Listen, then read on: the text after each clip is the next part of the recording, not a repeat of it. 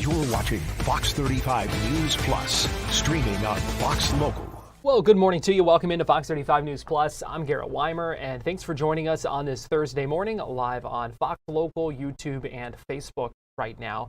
We've got a lot going on today. We're standing by for President Trump. Going to be meeting with the Japanese Prime Minister, going to be speaking from the Oval Office, often takes questions at these events, as we saw earlier in the week. Going to be speaking amid the ongoing conflict in Iran. We also got an update from the Pentagon earlier today on that. So that's coming up in the next little bit. We're also going to be talking about NASA trying to roll Artemis 2 back out to the launch pad ahead of an anticipated launch coming up in just a couple of weeks. So we've got a lot to get to just in this next hour and much more beyond that. So we appreciate you joining us today. But we begin by continuing to follow this developing situation in Orange County where evacuations are underway because of some structural concerns at this apartment building in Orange County. We're going to check in this morning with Fox 35's Amanda McKenzie, who is out at that scene right now. We just heard from officials, and Amanda, I know you've also been talking to folks packing up their suitcases and getting out of there.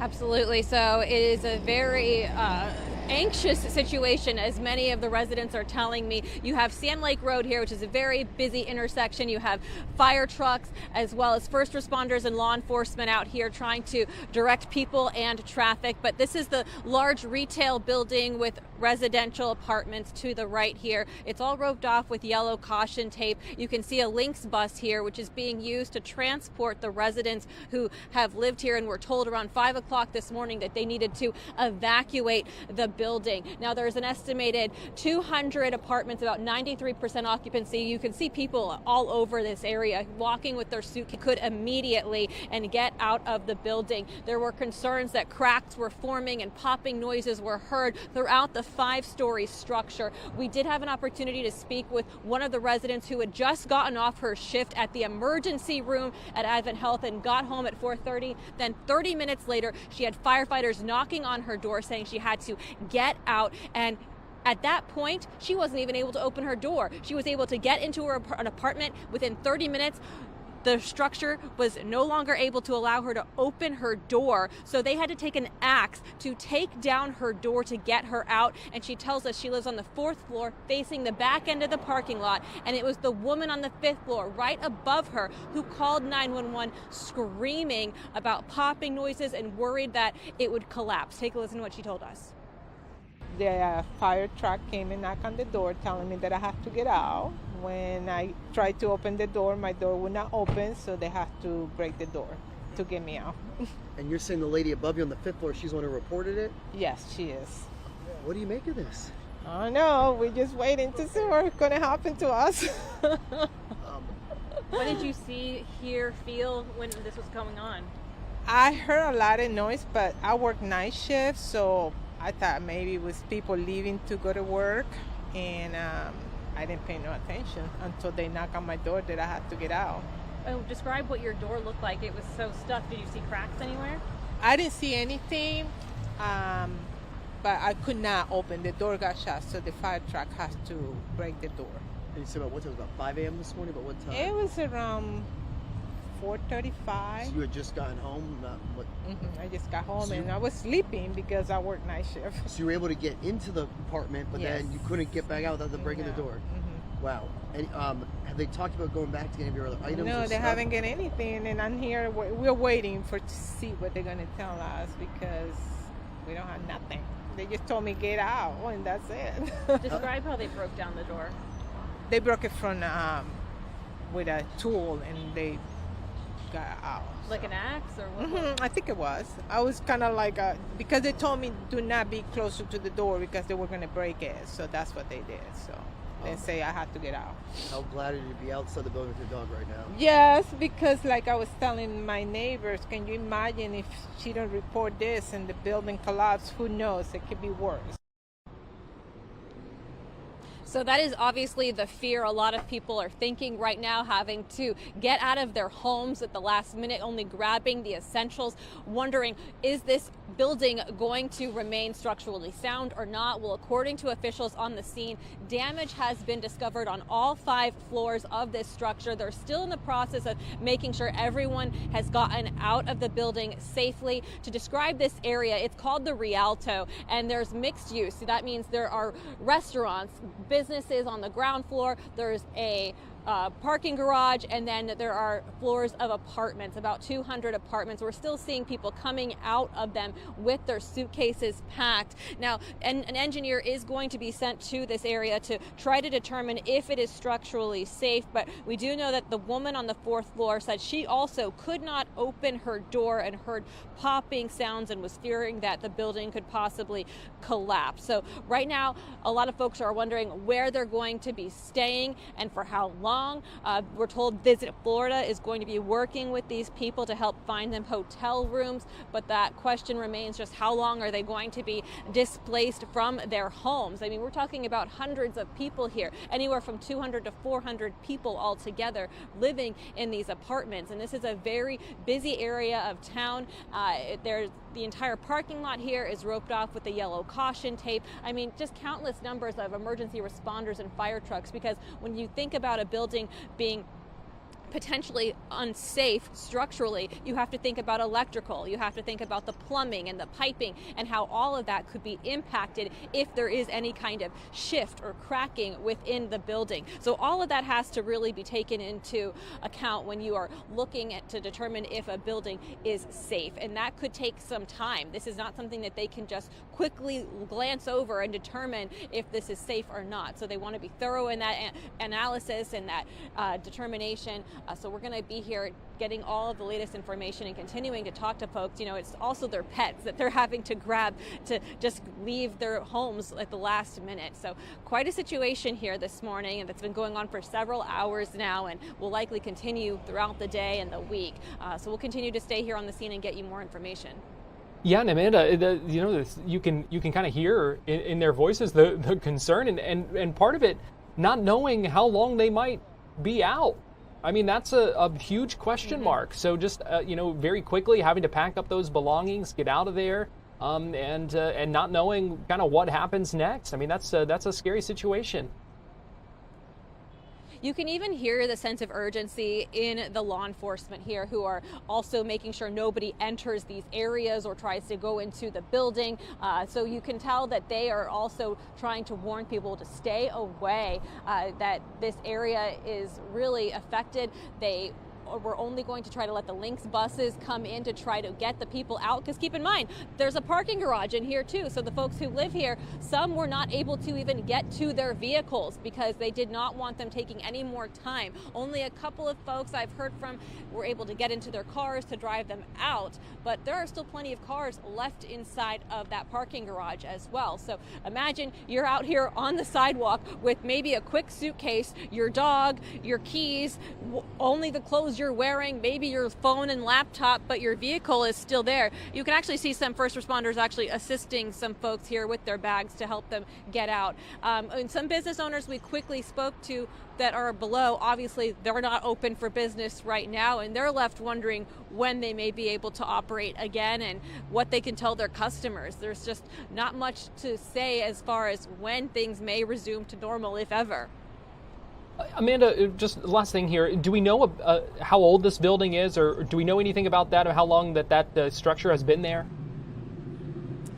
I was actually trying to do some research, and it appears to be fairly new. I'm looking at an Atlantic retail advertisement for renting out the building to retail and for apartments. So I was in the process of trying to get that answer for you. And I spoke to some residents here who say that it was a newer building, but I don't have an exact year for you.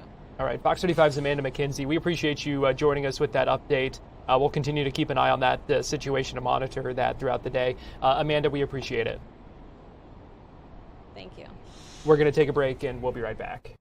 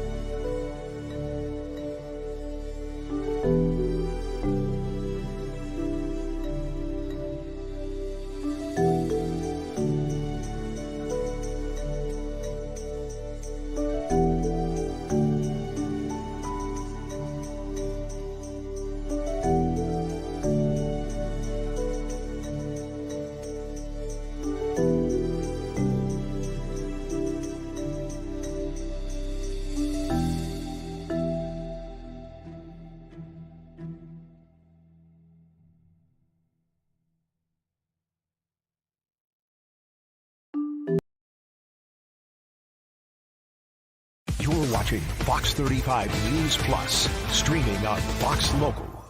Well, good morning to you. Welcome back into Fox 35 News Plus. Garrett Weimer here, and thanks for joining us on this Thursday morning. Let me give you a live look right now from our Launch Credit Union camera along the Space Coast. I'm pretty sure the vehicle assembly building is back there. Kind of hard to tell in this because we know they're seeing some rain, some clouds, some haze there along Florida's Space Coast. But what we know is that NASA is looking to roll out Artemis 2 back to the launch pad starting around 8 o'clock tonight. This will be the second time they've done it. They had done it once before, then had to roll it back for some fixes, but looking to do that again ahead of a launch that could happen in just a couple of weeks. Want to bring in now Ken Kramer, who's the managing editor of Space Up Close and friend of the show here. Ken, we always appreciate you joining us. Good talking with you this morning. Yeah, good. Thank you. I'll be heading to the VAB shortly to watch the rollout. Scheduled for 8 o'clock tonight. It's really cloudy right now, and we had a launch about an hour ago and saw nothing. We heard it, but it's so cloudy we didn't see it.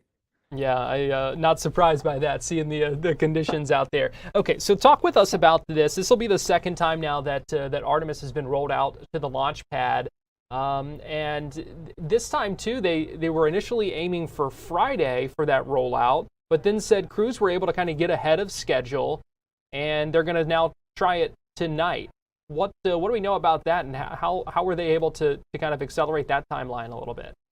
Well, it's actually changed back and forth. This was the original day, and it was going to be about now, sometime later in the morning. And then they found an issue a few days ago with a harness on the flight termination system that had to be replaced. So that took some extra time. So they delayed it to Friday.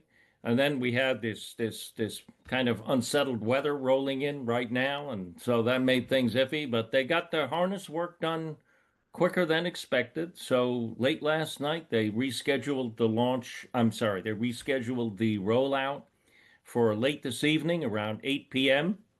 And hopefully the weather will be good. It's obviously not great right now, but it's really the winds, and so we'll have to see what the winds look like later this afternoon and this evening. So talk to us about some of the work that had to be done to get to this point, because we know there were some things that needed to be fixed, which was the whole reason they had to roll back Artemis 2 to the VAB. So just talk to us about what all went on to now get us to this spot where they're ready to bring it back out to the launch pad. Yeah, they were all ready to launch in February. Did a successful wet dress rehearsal, and then all of a sudden there was an issue with a clog in the helium flow on the upper stage, and that helium is needed to pressurize the tanks for the propellants, and can't fix it there out at the pad, so they had to roll it back to the VAB, and so they've done that. They also had earlier issues with the hydrogen flow. So they decided to replace the seals. This is something I asked about. They initially weren't going to do that, but they decided to do that. So I'm glad about that, to be extra safe. And so that worked. They also had to recharge the batteries and the flight termination system, do some more Orion work. Flight termination system is critical because if the rocket goes off course, they have to blow it up so that it doesn't impact populated areas. So that can only really be done in the VAB. So they took a couple of weeks to get that all done, maybe a little longer than expected because they had that new issue just a few days ago. But things are on track now, and they should roll it out. And then they got about 10 days of work to do ahead of them at the pad to reestablish the connections with the umbilicals from the ground to the rocket side and do other testing on the rocket. And so if that's all done, then they'll be targeting April 1st for the opening of the launch period. Now, what does the rollout itself look like? We know they're moving, what do they say, 11 million pound stack? Right. And we know it's a slow process, can only go about a mile an hour. This is something that's going to go all night. Talk to us about what all goes into getting this out to the launch pad. Yeah, it's gonna take 12 hours. And, last time they started at 7 a.m. This time it's 8 p.m. So it's 12 hours later in the day. It'll be completely in the evening. Like I said, they wanted to do it earlier. but it is slow. It's going to take about 11 and a half hours or so. Goes about zero point 0.8 miles an hour at its maximum. So, you think that's a crawl, but I'll tell you, when you're there, and we will be there this evening, and we were there for the other ones, when you see 11 million pounds of mass steel, and I shouldn't say steel, but that you see the mass of the rocket and that crawler transporter moving towards you, boy, that's looks like a lot faster than zero point 0.8 miles an hour. So it's no joke. So they're going to roll that out, and they have to go slow, and they don't want a lot of winds when they do roll it out. And so that's why the weather is still going to be a watch. But, it's very exciting, 32-story tall stack, and this will be the first time we launch astronauts to the moon in over 50 years. So it's real exciting, and we're really looking forward to it. Now, talk to us about what this step means toward the kind of bigger Artemis mission here, because we have talked before about some of the changes that have been made to the kind of mission objectives, and adding additional launches when it comes to this, and what we heard from the NASA administrator about why they say that's important. So how does this mission kind of fit into the broader Artemis program? This mission is absolutely critical. It must succeed. The program cannot really move forward until this mission is carried out safe. It's the first mission to carry astronauts in the Artemis program. The previous was an uncrewed mission about 3.5 years ago, and that did 2 loops around the moon. And that was for a couple of weeks, tested out all the systems, but there wasn't really life support there.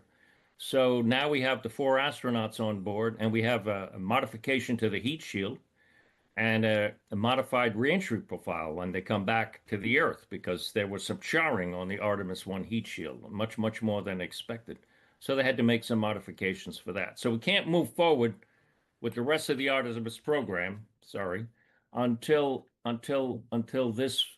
this mission is accomplished. And that will set up the newly revised program, which is a good revision. They'll do something like Apollo 9, which means they're going to check out all the systems, including a prototype of the lunar lander in Earth orbit. And if that goes well, then there will be the human landings, maybe in 2028. I kind of doubt that timeline, probably be later than that.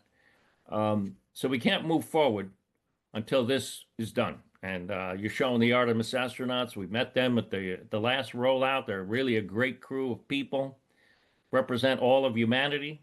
First woman, the first African American, the first non-American going to the moon. So it is super exciting. We're bringing all of humanity into space towards the moon. And to that end, we know those astronauts heading into quarantine to get ready for the mission. That's right. They need about 14 days of quarantine. And so that was like last night is about the 14-day mark. They entered it twice before, in February and March. But now hopefully it's the real thing. And then they're going to fly here roughly 5 days or so before the launch, and we'll meet the crew when they arrive. And that'll be start of final preparations. And then they have, from April 1 to April 6th, there's actually 6 full launch opportunities. NASA added 1. There were 5, so now there's 6. And so if there is, let's say if NASA needs another day or two, they have margin. They still got the rest of the launch window until April 6th. So if they got a delay to April 2 or 3, that's okay. They have a week, basically. But confident that these things that proved to be issues before are taken care of and aren't going to crop up again, hopefully? Well, we hope so, but we don't know. We really don't know. We don't know until it launches, until they have ignition.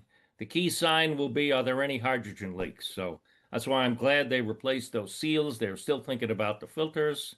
And they did replace the seals on the liquid oxygen tank, which hasn't been a problem.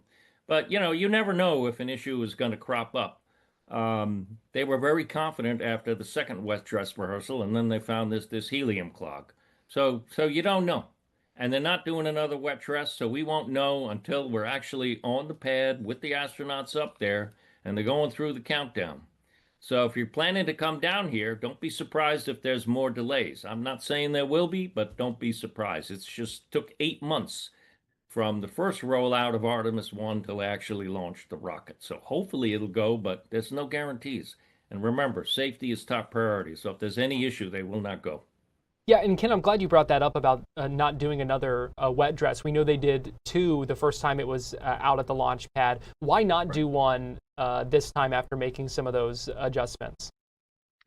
Well, my opinion as a scientist, they should. I'm not an engineer. I wish they would have done it, but it's also true that there's a limited life for those core stages. Okay, they can only be fueled so many times, and then they have to come up with a whole new core stage. You have to build a whole new core stage, destack everything, and then reload it. So they want to preserve the option if there is an issue to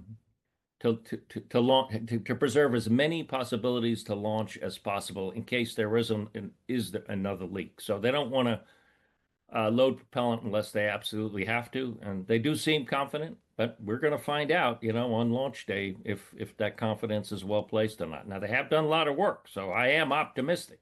But hydrogen is insidious. It's the smallest molecule. It leaks very easily. There were a lot of leaks in the shuttle program of hydrogen also.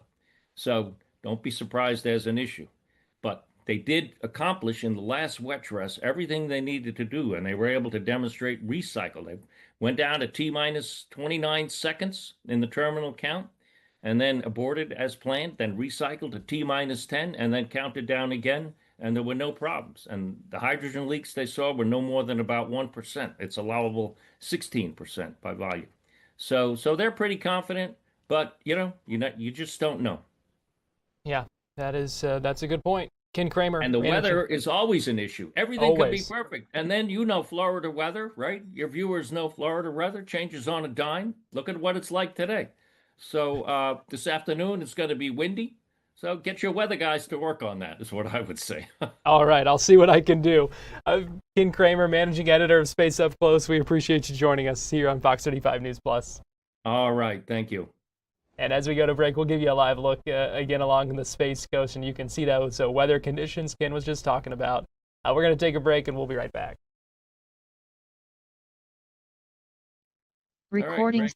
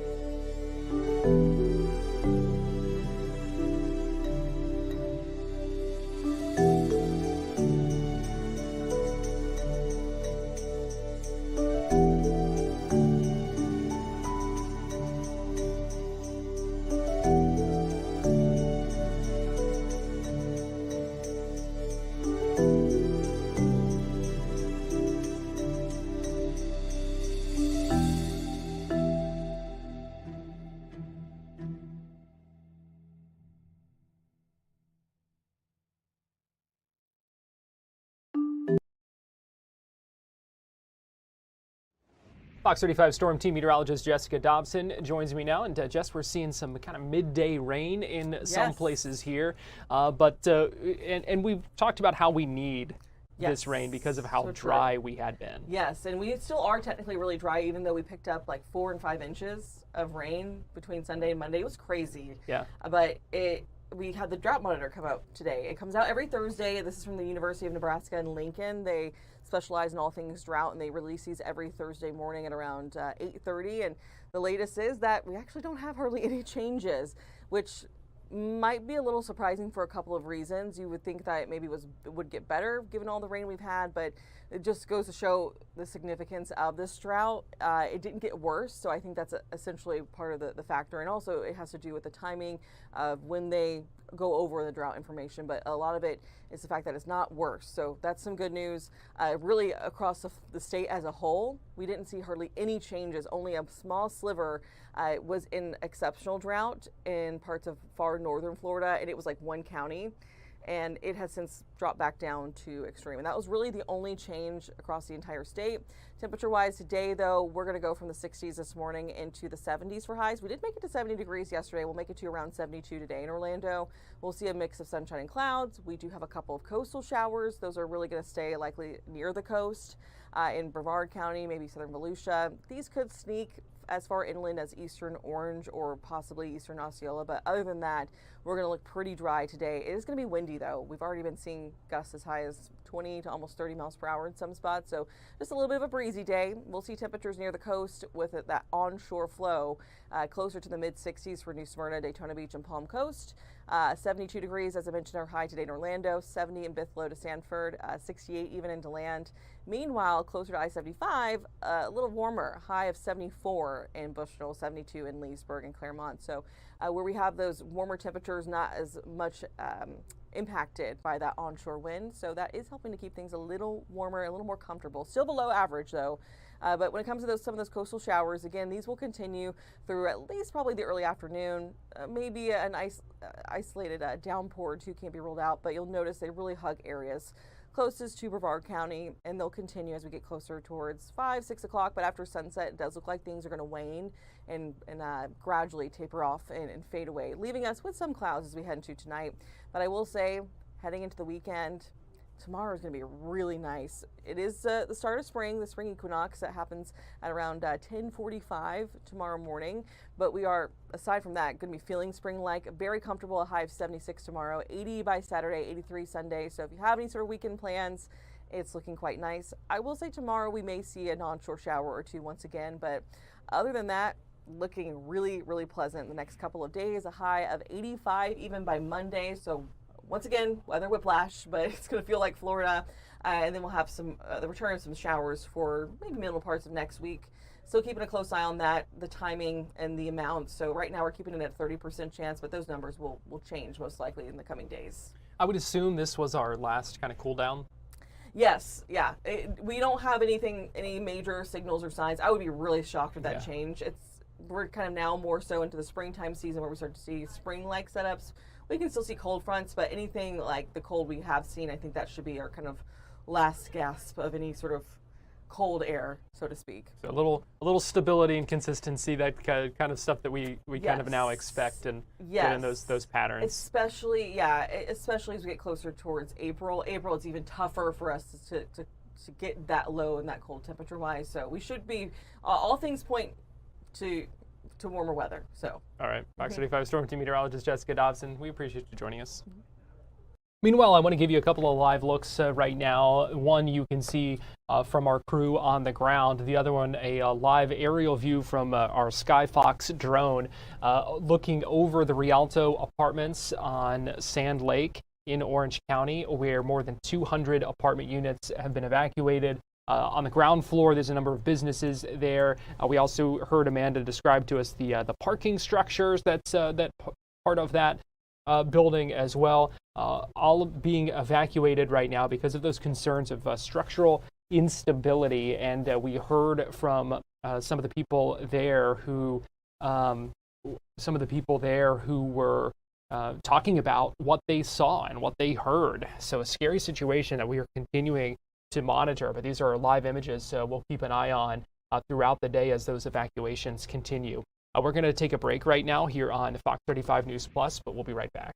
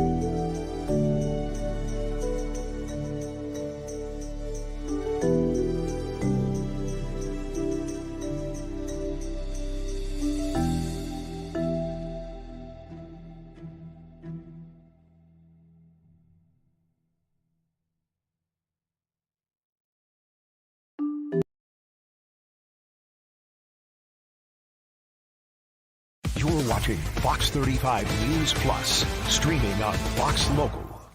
Welcome back into Fox 35 News Plus. Garrett Weimer here, and thanks for joining us on this Thursday afternoon, or Thursday morning, jumping ahead to the afternoon. And I have a clock right in front of me. No excuse for that, really. Welcome in. Fox 35 News Plus. We appreciate you watching on Fox Local, YouTube, Facebook, however you're watching out there. We appreciate you joining us. We've got a number of things that we are monitoring, including the ongoing evacuations of that apartment complex in Orange County. That we'll keep these live images up for you. We've seen a number of folks come out. That's 200 units. They're saying that could be 300 to 400 people that are all of a sudden trying to find a new place to stay right now, because they've got to get out of there because of those safety concerns and the potential for a collapse on that. In fact, we did just hear a little bit ago from Orange County Fire Rescue officials talking about what we know, what they are telling residents inside those apartments. Here's what they told our crew on scene. At 4:56 this morning, at the building behind me, Orange County Fire Rescue Department's units were dispatched to the scene for a caller who said that she could not open her door and heard popping noises in the building that made her think that the building was collapsing around her. Upon the arrival of our units, we also found signs of structural instability on several doors and had to force her door open in order to get her out of the building.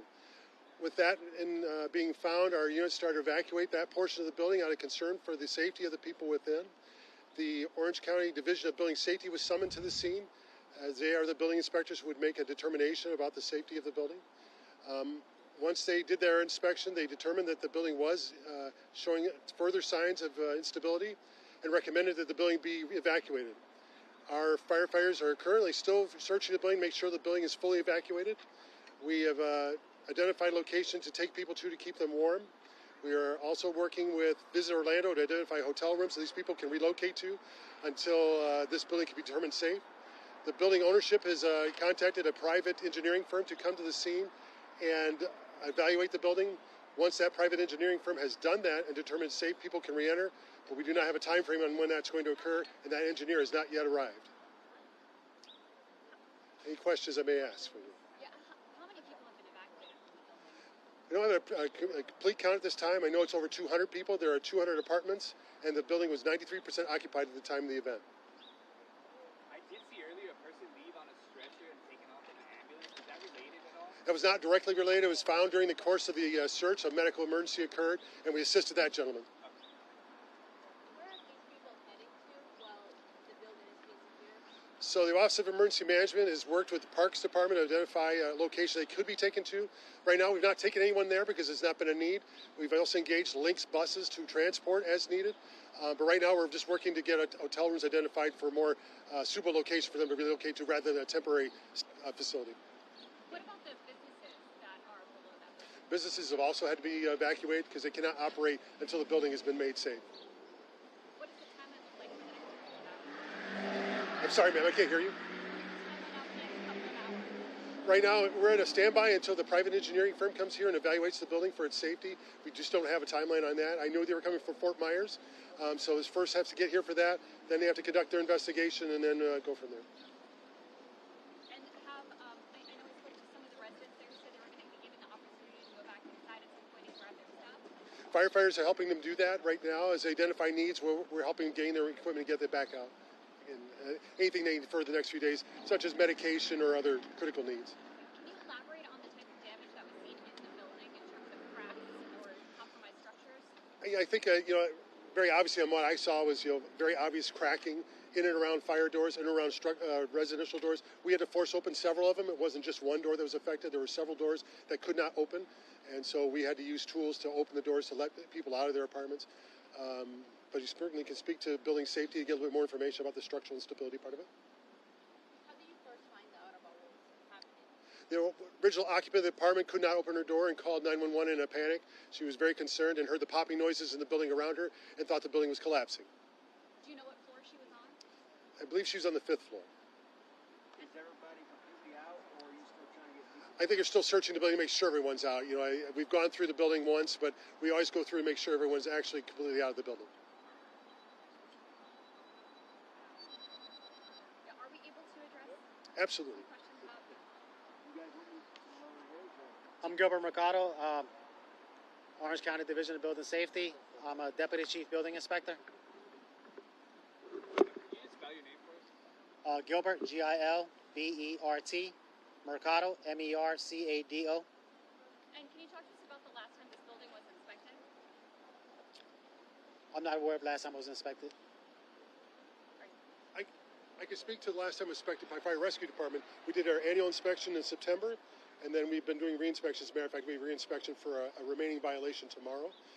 But remember that fire inspections are, focusing on the fire prevention code. We look for obvious signs of structural instability. There were none at that time. Building safety would be involved if there were obvious signs. We do refer violations like that to them if we find them during a fire-related inspection.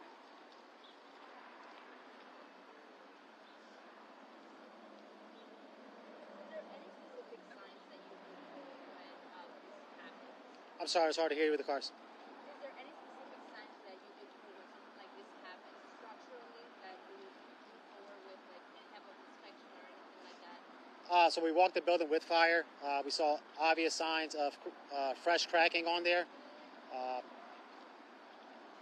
Through the drywall, first floor, it got progressively worse as we went up. So we made a determination the building wasn't safe at the moment. We were just waiting for the structural engineer to arrive. What are the most immediate concerns at this hour? We just don't know the stability of the building. We're waiting for the engineer to evaluate it. How many floors is the building? It's 5 floors total. 5 floors. How many other buildings surrounding do you think it's safe to evacuate, or is it just this one at this time? Just this building at this time. Do you know all of the buildings that have been affected, the Real Zone? What are the other businesses surrounding it? We're not aware of any other buildings. Well, the buildings, the businesses above. We haven't been inside the buildings, but we saw stuff on the ground floor on the exterior that we can see signs of structural damage. Cracks. Just cracks? Cracks. Is it the roof also that's... We have not been up on the roof to see it. What can cause something like this to happen to those cracks? Foundation issues or anything like that? I'm not sure. To be on the engineer's report. Is there any structural damage on the ground level, only on the top side? We just seen from the outside of the building on the ground level. So we just saw cracks on there. Structural engineer will evaluate it. I have a question for both of you guys. We've been speaking with some of the residents who've been evacuated. They're understandably scared, nervous, and upset. What are some of the things you would like to tell them this morning as they try and figure out whether they can get all their stuff out, the uncertainty over what's going to happen over the next couple of hours and days? I think I just preach patience. We're advocating for their safety. It's very inconvenient for them, and we understand that. But there's no other option. This is the only thing we can do at this point is to take the safest approach and evacuate them and keep them safe while we wait for a structural engineer to come in and make sure that the building is safe to reoccupy. And if it's not, recommend what needs to be done to make the building safe. Do you know around what time you received that call from a resident? It was at 4:56 this morning. Is there an estimate of how many people have been evacuated? I don't have that complete number yet. There's 200 apartments. It was 93% occupancy at the time. So roughly, anywhere from 200 to 400 could be the number. I just don't have the exact number right now. Yes. Do you see the damage only in a sector of the whole building, or is it general? I think we saw damage on all floors, to some degree, and throughout the building.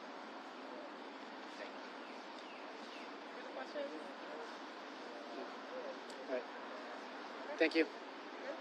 So that was the update earlier on where things stand. We also checked back in with Fox 35's Amanda McKenzie, who tells us it looks like construction on that building finished in about 2014. So we're looking at a building that's about 12 years old right now that's having those issues. So we're keeping an eye on that scene. Right now, we're going to take a quick break here on Fox 35 News Plus, and we'll be right back.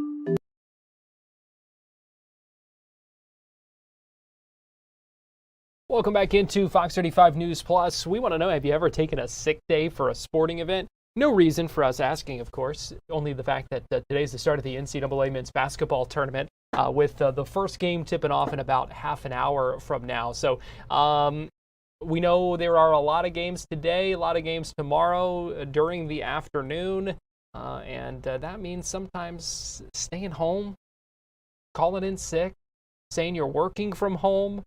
Have you ever taken a sick day for a sporting event? You're going to plead the fifth and really not tell us the truth? You say never, or maybe for the Knights. We know UCF going dancing for the first time since 2019. So we want to know what you have done when it comes to taking a sick day for a sporting event. Let us know. Go to fox35orlando.com/vote. You can also scan the QR code that you see on your screen right now. Maybe it's not the NCAA tournament. Maybe it's something else. Major League Baseball opening day, whatever the case may be. Any of these events that have things in the afternoon. Thankfully, the Knights this year, they don't play until 7:25. So you won't need to call in sick for their game, but if you're a basketball fan, maybe you like watching some of these games. I tell you what, it's so much fun when there are so many going on at one time, and you're kind of seeing multiple of those games play out. Let us know if you've ever taken a sick day for a sporting event. We'll leave this poll up and check back in on it in a little bit as well. But again, the UCF Knights, they're a 10 seed.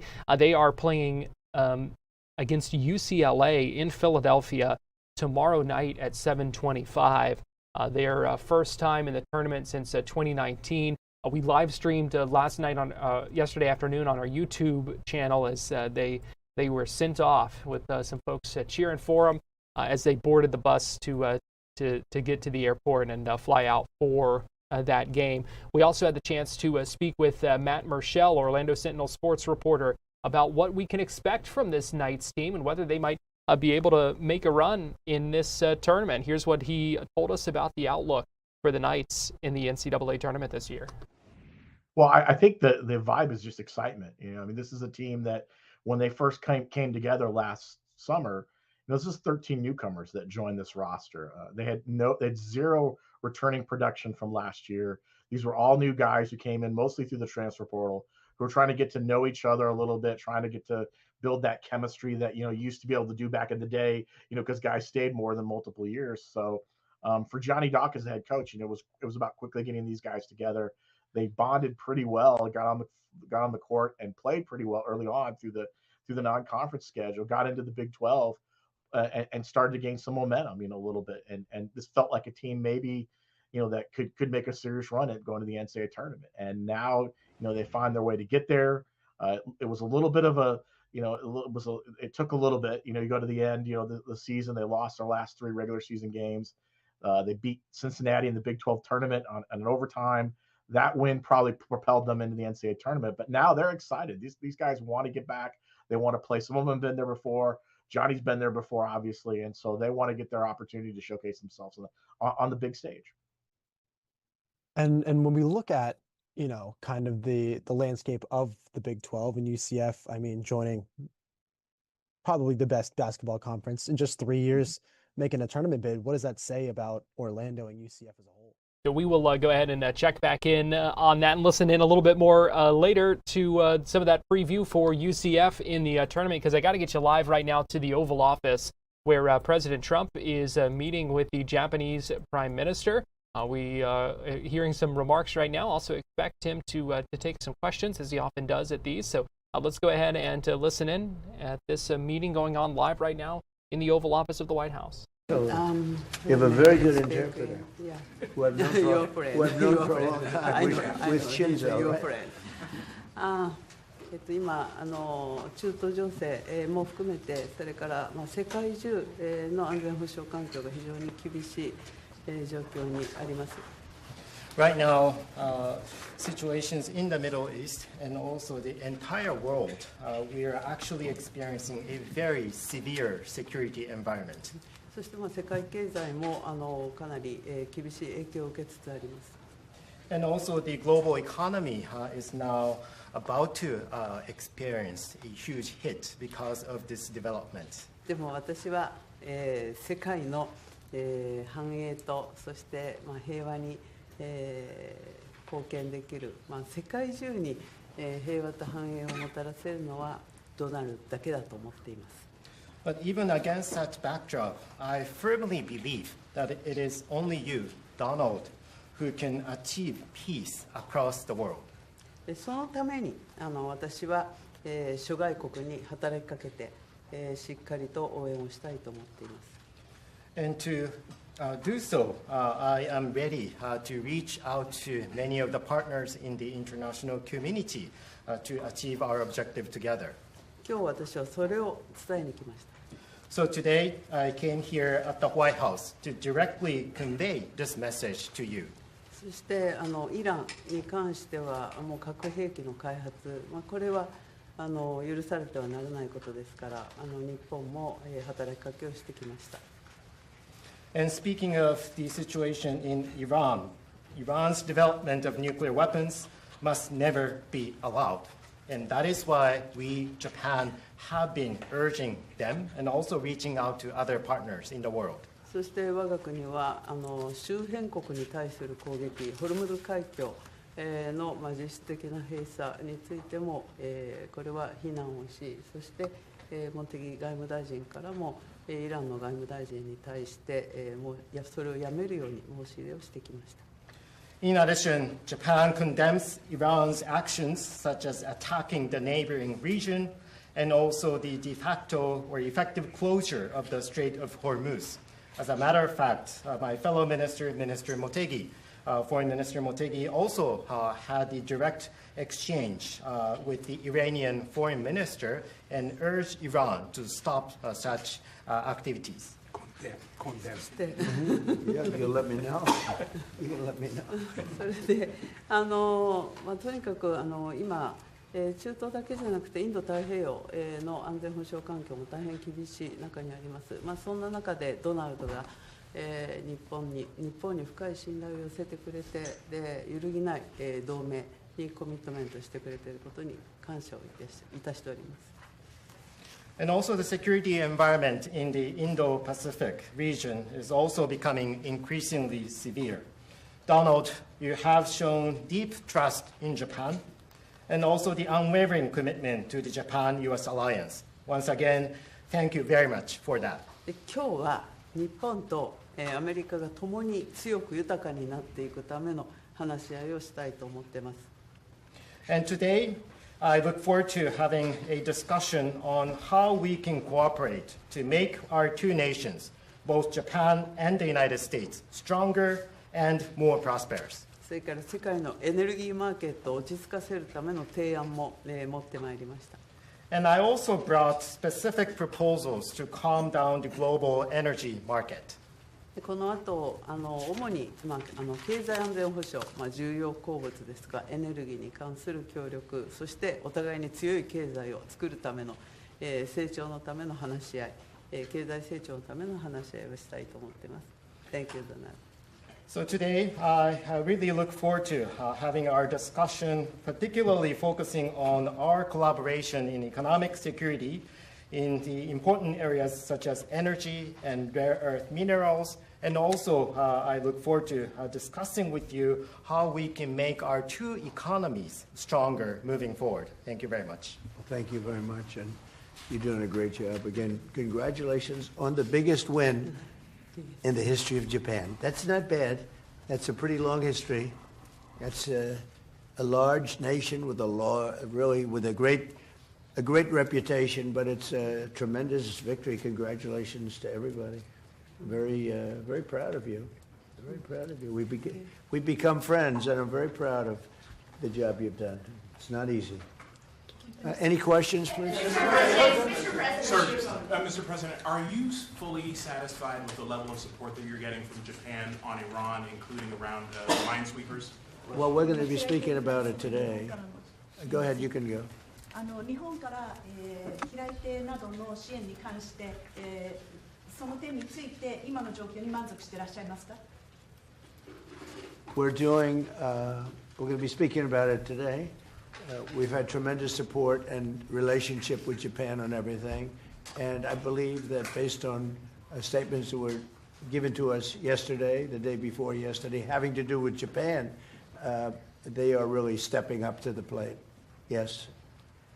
非常に日本の方から素晴らしい支援を受けていると思います。おとといのコメントから、日本からはそれに対して非常に力強いメッセージを得ていると私は思っています。Unlike NATO. NATO とは全く違いますね。Please. Mr. President, do you intend to lift sanctions on Iranian oil, and do you intend to potentially put U.S. troops or more troops in the region? No, I'm not putting troops anywhere. If I were, I certainly wouldn't tell you. But I'm not putting troops, and we will do whatever is necessary to keep the price as low. I actually thought when I did this, look, the Dow just hit 50,000 a couple of weeks ago. They said that couldn't happen for 4 years. It wouldn't happen in my term. It's such an outrageous thing because I said it would happen. I didn't know it was going to happen that fast, but it just hit 50,000, and we did that in 1 year, not 4. S&P had just hit 7,000. They said that was even more impossible than the Dow hitting 50, and we did that in 1 year. So it was all done. Everything was going great. The economy was great. Oil prices were very low. Gasoline was dropping to, I mean, we had $1.99, $1.85. We had great everything.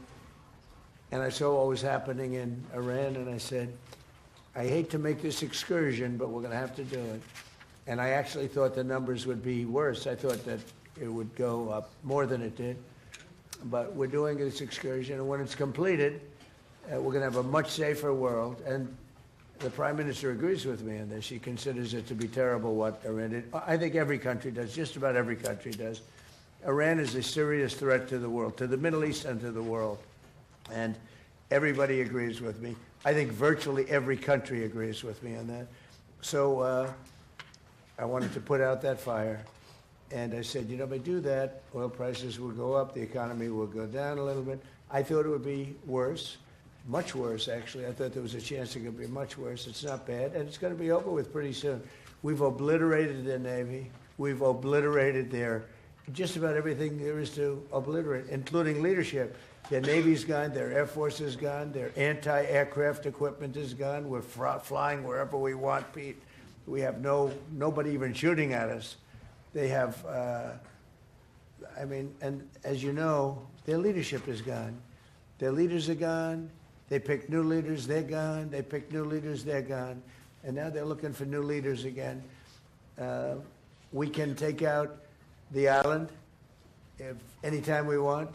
I call it the little oil island that sits there, so totally unprotected. And we've taken out everything but the pipes. We left the pipes because to rebuild the pipes would take years for them to do. But we are, I would say, we are substantially ahead of schedule. And I had to do this. I call it an excursion. I had to take this little excursion and do something that no other president had the courage to do. And everybody wanted to do it, but they never had the courage to do it. And I don't blame them. I'm not blaming them. It was left to me, and we've done a great job. Our military is incredible. We have an incredible military. We have the strongest military in the world by far. We have the greatest equipment in the world by far. In fact, Japan buys our equipment, buys a lot of it, and we're honored by that. And that's one of the things we'll be talking. They want to buy a lot of the military equipment. So it's just an honor to have the Prime Minister. We've had a tremendous relationship. Okay. Mr. President, I think she's going to have to go first before you. Is that okay? Do you understand? It's very good. I'll tell you. I mean, it's so nice that we don't have to sit. No, it's very good. I haven't picked up your language, so the next time you come, I'll have your language mastered. All right, go ahead. The war is almost over. Why is the Pentagon going to ask Congress for an additional $200 billion? Well, we're asking for a lot of reasons beyond even what we're talking about in Iran. This is a very volatile world, and the military equipment, the power of some of this weaponry is unthinkable. You don't even want to know about it. Oh, you could end this thing in 2 seconds if you wanted to, but we are being very judicious. But we want to do, don't forget, Biden gave away, I rebuilt the military in my first term.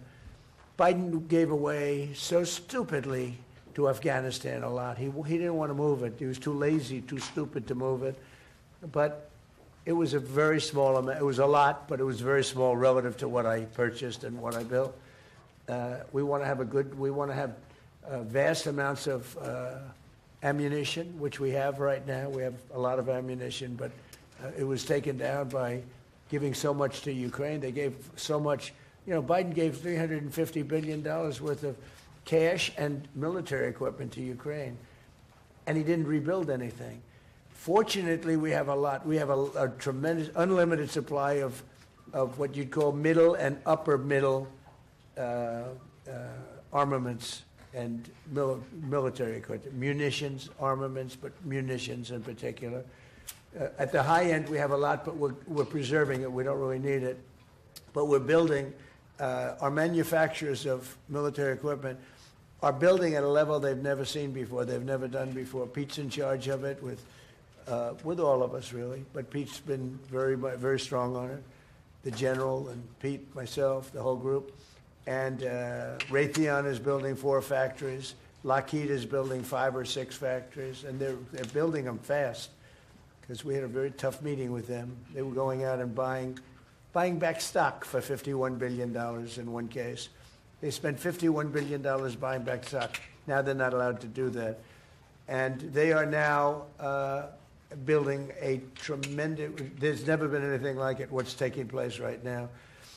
So we're in very good shape, but we want to be in the best shape we've ever been in. We were that, you know, when I rebuilt the military, we were in great shape, and then Biden blew it, and he didn't do anything. He didn't do anything. And if you listen to the Democrats, they don't even want to have a military. Now you see how important it is. But we have the strongest military in the world. We have the best equipment. We make by far the best equipment. The other night, they had 114 rockets shot at a certain location.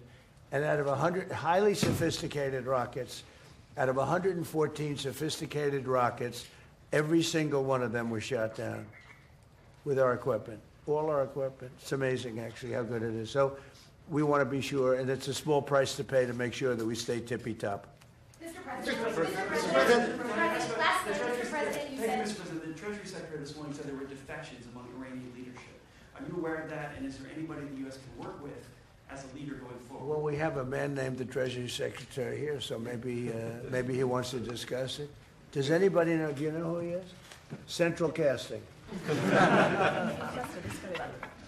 Yeah, so we are seeing the defections at all levels as they're starting to sense what's going on with the regime.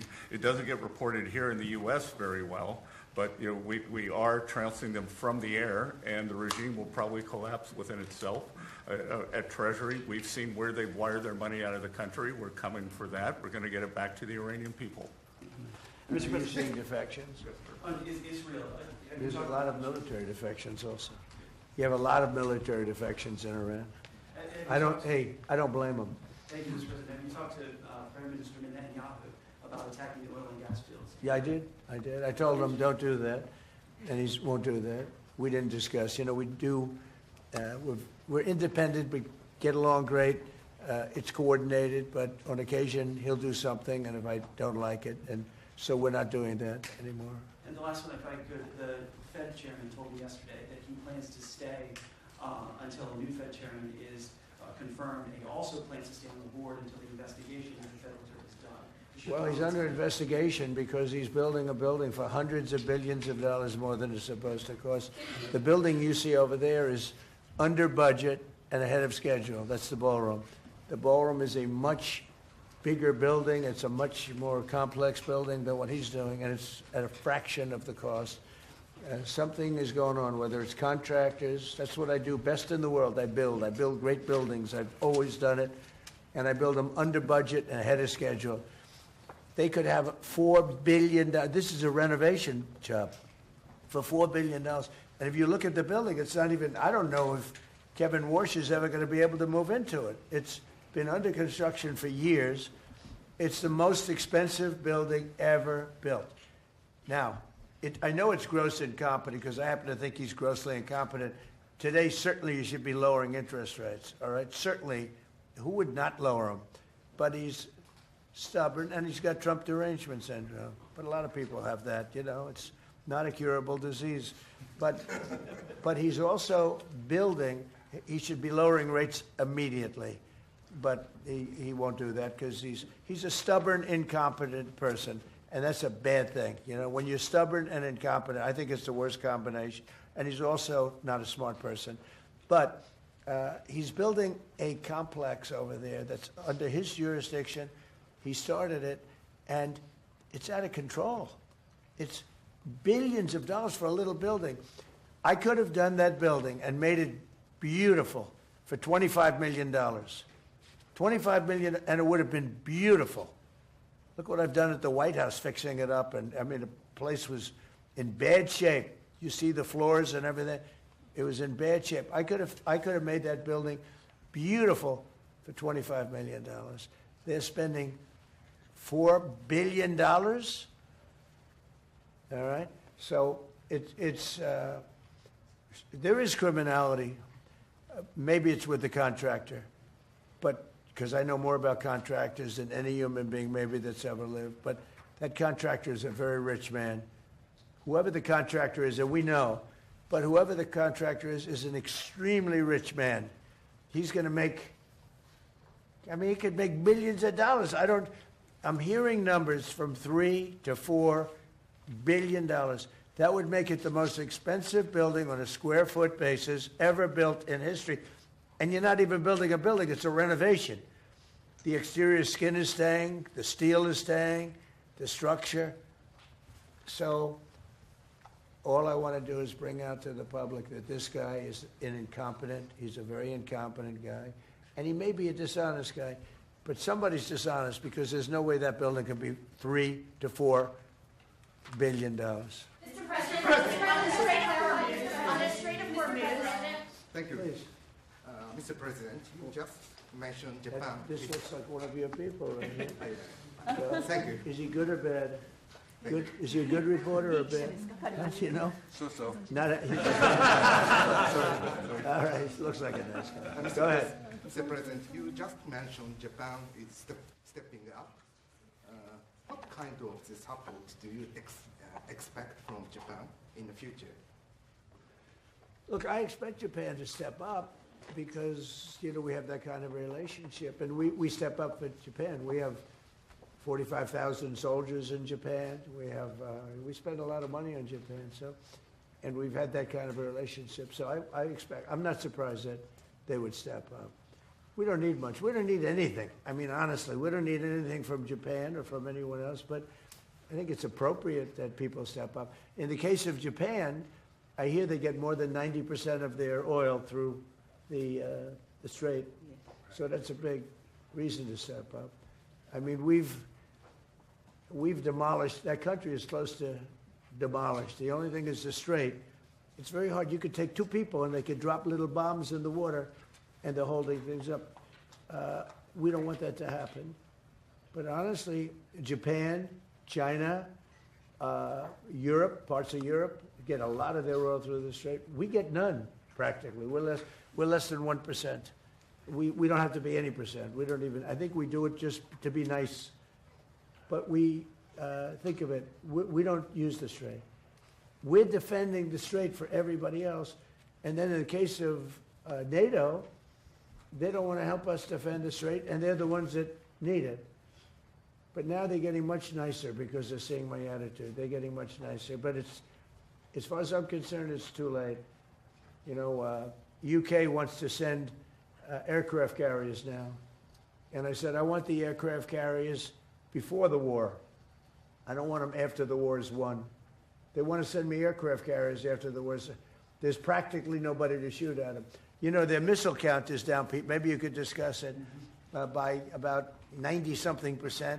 The drones are way down, and the factories are being demolished. Maybe. Yes, sir. Our missiles being shot are down over 90% since the beginning. One-way attack drones down 90% since the beginning, which is a reflection of overwhelming firepower. But you mentioned the most important part, Mr. President. their defense industrial base. If you can't make more of it in the future, then you have a limited supply. And so we're going after all of their defense contractors that make all of their exquisite weapons and ensuring that even if they wanted to rebuild more launchers or more missiles, they couldn't in the future. And that's a level of devastation for their military that they've never seen before. So we have, in literally 2 weeks, we've demolished their Navy, their Air Force. All technology is gone. All communication is gone. And all of the leaders are gone. Other than that, they're doing quite well. Okay, how about one more question for the Prime Minister? Let me pick a beautiful-looking person from Japan. A question for the Prime Minister. Go ahead. Me? Yeah. Sure. Oh, he doesn't believe he's beautiful. Oh, okay. He's sounding shy.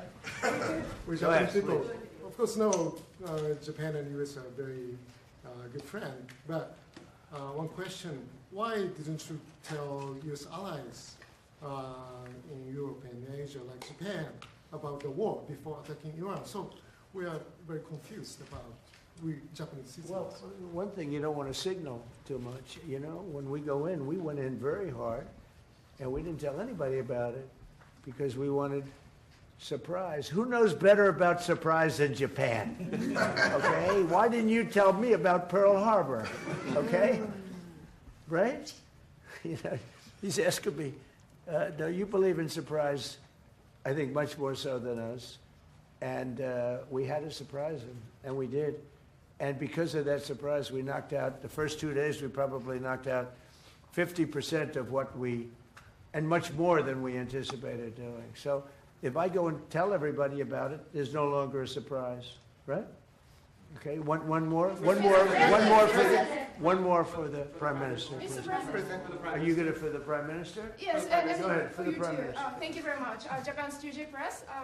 Japan's biggest concern is China. Now they are giving us export control and very harsh terms to criticize us. So could you plan? Will you plan to bring up relationship between Japan and China while you are there? Yeah. Well, I'll be going to China very quickly, but I think I'd really like to have the Prime Minister talk about China because I know they have a little bit of an edgy relationship, and I'd just like to know where it stands, how you're doing with China. So, please. で日本はいつも中国に対してオープンです。会話はオープンにしています。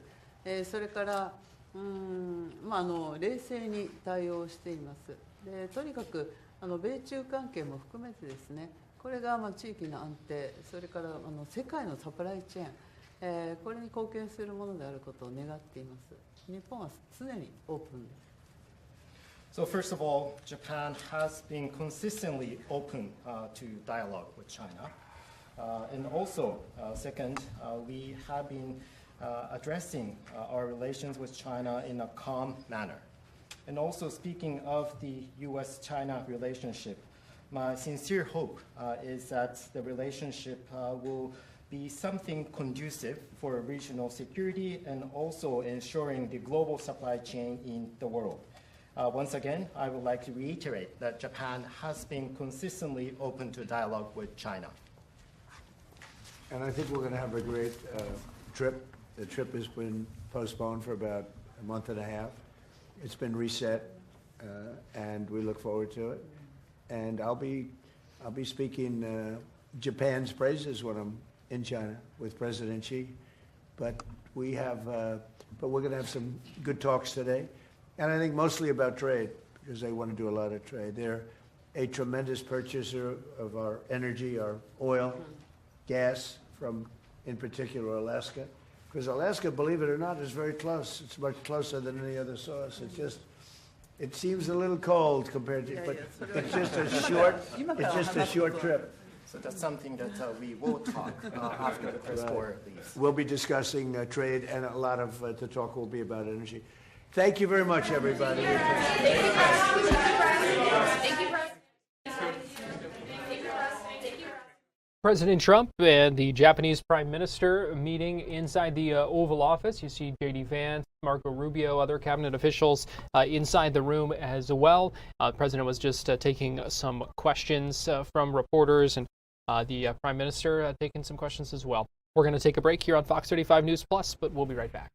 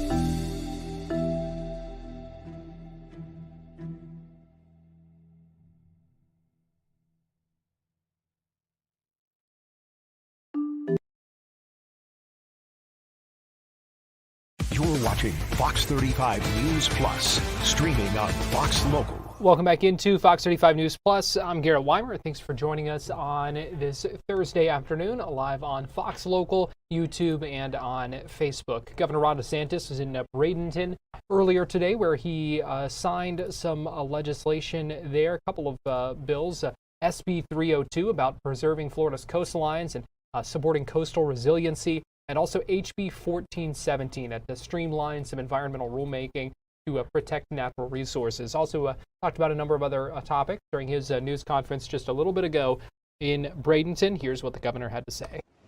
Well, it's great to be back in Bradenton. This is a really great picturesque spot, and we've got some good legislation we're going to sign here. But before I get into that, I just want to recognize a lot of the folks we have here. Florida Department of Environmental Protection Secretary Alexis Lambert, Senators Mazzullo and your senator here, Jim Boyd, who's doing a great job for you guys. Will Robinson, a representative's also doing a good job, and Rep. Connerly. So I want to thank them for being here.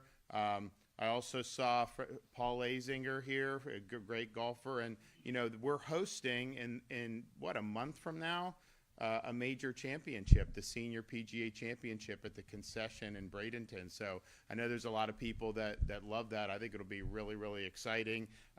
Tiger could play. He's eligible. I don't know if he will. I mean, he's had to deal. And if he does that, then I'm going to have FHP help with the traffic going in, because that'll cause a lot more people to want to go. But I think it's a great day. You know, we got so much stuff going on in Florida at this time of year. Still in spring training.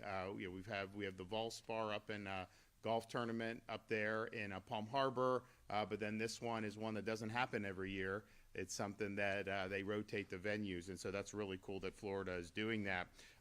We're here today because we have made a commitment and followed the commitment to be good stewards of our natural resources and to improve and preserve the Florida that we know and love. And we've done a lot of things over the years, from Everglades restoration, water quality, springs, all these different things. But one of the things that doesn't get talked about as much is things that we've done to protect and support Florida's coastlines. Sometimes this is just things like you have the surge and the dunes get washed and we do renourishment. Sometimes it's things that are even more substantial for that. But if you look at what we've done with our Resilient Florida program, we've had $1.6 billion invested in 365 different physical infrastructure upgrades across the state. And that's hardening, that's a lot of stuff in addition to coastal fortification, and it's really made a difference in terms of what's been able to do. We've been able to do, just with beach renourishment, over $500 million dedicated to those projects just since I've been governor. And I know a lot of people really care about that, and certainly I do as well. We've also expanded the Beach Management Funding Assistance Program, which has supported the restoration and ongoing maintenance of more than 264 miles of beach.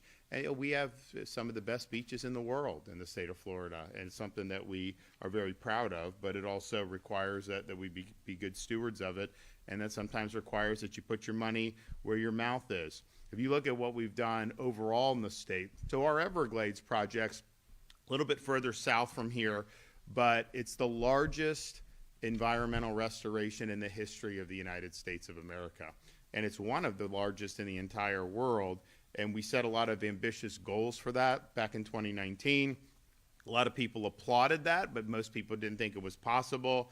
And not only have we done what we said we did, we've over-delivered on that, have a huge amount of momentum with nearly $8 billion invested in Everglades restoration and water quality improvements since 2019. That's a huge, huge increase of what the state was doing prior to that. And now, because we've been able to do all these great projects, the Old Tamiami Trail, where we are able to raise it and have more water flow underneath it, the C-44 reservoir over in St. Lucie County, or in by the St. Lucie estuary, C-43 by the Caloosahatchee here on the west coast of Florida. Major benefit. You know, they used to send all the water into the estuaries when the lake got high. The Army Corps would do it, and if that's polluted water, it goes into that and it causes a lot of problems. Well, now you have reservoirs where if they do need to remove water from the lake, you take it, you clean it, and then you can send it, and it doesn't cause a problem. A lot of other things with Everglades, including the Everglades Agricultural Area Reservoir. That's been considered the biggest Everglades project. We've done everything with our portion of that. It's a joint federal and state partnership. We did ours ahead of schedule. When I had Biden in, they weren't doing very much, and it was very frustrating to be able to do it. And so with Biden, the day he left office, that was scheduled to be completed in 2034. Well, the Trump administration has taken a more positive posture on this. They've worked very good with Florida on it, and we now can say that because the federal government's interest and support for doing what the federal government was supposed to be doing all along, that it'll be done 5 years ahead of that Biden schedule. And they've done historic agreements to delegate to Florida projects that were supposed to be done by the feds. They send the money. Our guys do the projects and do it a lot quicker, quite frankly. It's just the way we roll. So we've been able to do some of those in a way that has really never been done before. Now we're in a situation where I think you're going to continue to hear good news out of the Trump administration on continuing the momentum and really delivering a historic victory. So that's something that a lot of people have been trying to do, and there's just a lot that goes into it. But we've had great support. I mean, we've had folks, Senator Boyd, Bill Galvano when he was there. A lot of people throughout the legislature have been very supportive of this, and I think a lot of Floridians should be happy that you've had a really robust effort here to be able to, basically what you're doing is just restoring the plumbing of the state the way God intended it. And there was a lot of things that happened over the years that shifted that, but you get that water flowing south to the Everglades. It's good for a whole variety of reasons, including our recreational fishing and boating activities, which are very big in the state of Florida. Although, it's been a little cold here for mid-March. I'm just thinking to myself, you wake up and it's like, it feels like it's like 40-some, and even in the center part of the southern part of the state was getting colder. And I was just like, we had some cold snaps January, February is one thing. Now the kids are on spring break. I mean, you want to be out at the beach. I do think this week's the last week of this. I think we'll probably go from here and be good. But you never know. It could be really, really screwy. So all that said, just to bring us here today. So we've shown the commitment. We've done amazing things, and we've had a lot of support from our friends in the legislature. So then you have an issue here in recent months where there was an idea that had been floated to dredge the water of Takaichi Bay and establish a new cruise port terminal in Manatee County. Now that obviously would have a major change in the lifestyle and the environment of the folks that live in this area. Look, we're a popular destination for shipping and for cruise lines. Obviously, we have many world-class deep-water seaports already. They contribute a lot to the state economy. They contribute local taxes, jobs. So there's a lot that goes into that. But Florida remains an important destination for cruise expedition. There's not really a need to add another port in the middle of a conserved area, an aquatic preserve, especially given that Tampa Bay is already home to 3 deep water ports, including Seaport Manatee right here in Manatee County. So construction of a new port next door, I think, struck a lot of people as being unnecessary. And so we have Seaport Manatee, and we've worked very closely with them over the years. After hurricanes, we provided them support from the state, and we're proud of that. But they have a big-time capacity. They're able to do a lot. You also look at Port Tampa Bay, even with the Sunshine Skyway overlooking the bay, they continue to increase their passenger cruise traffic. Cruiseport will break its all-time record for cruise ship calls this month. So they're doing well, and they're continuing to do that, and they have a lot of great stuff. So that's just the background. We're doing all this stuff on cruise. We're doing all this stuff on port as it is. So because of this, but then you have this other proposal, which I think a lot of people were concerned about. Governor Ron DeSantis speaking in Bradenton earlier today. We got to take another break this half hour, so we're going to go ahead and do that now. We'll be right back with more on Fox 35 News Plus right after this.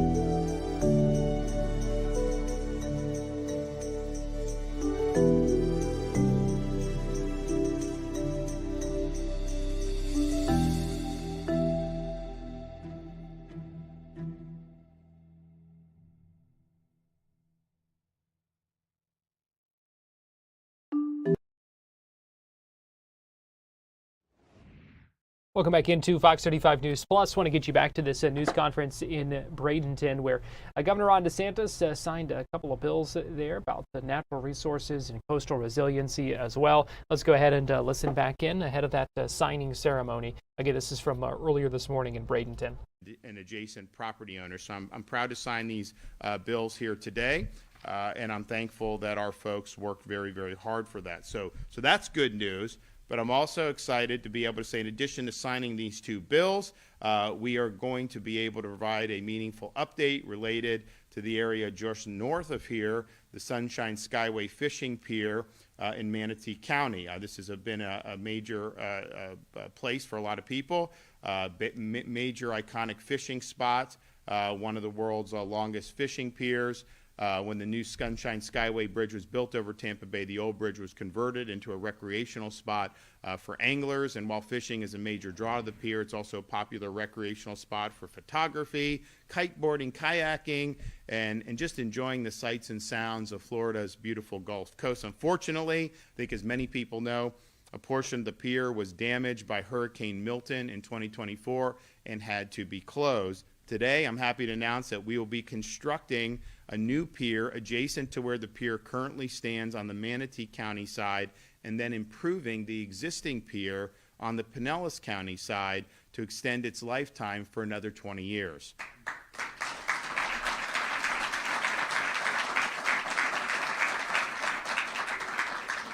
As part of the work, we will be removing portions of the pier that were damaged in Pinellas County and reconstructing the pier here in Manatee County. Work has begun with efforts to enhance the parking area and construct new, wider sidewalks along the seawall and expand fishing opportunities to keep recreational activities open while construction is underway. Later this spring, construction crews will begin demolition of unused portions of the old structure on the Pinellas side and finalize permitting and begin demolition of the existing pier on the Manatee side.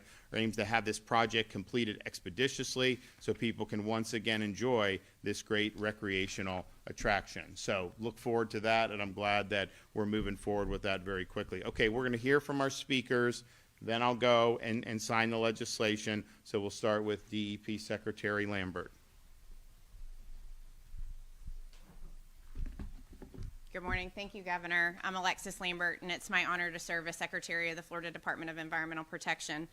I'm excited to be here today as Governor DeSantis signs the first two bills from this legislative session, both focused on protecting Florida's environment, an issue that has been at the forefront of his administration.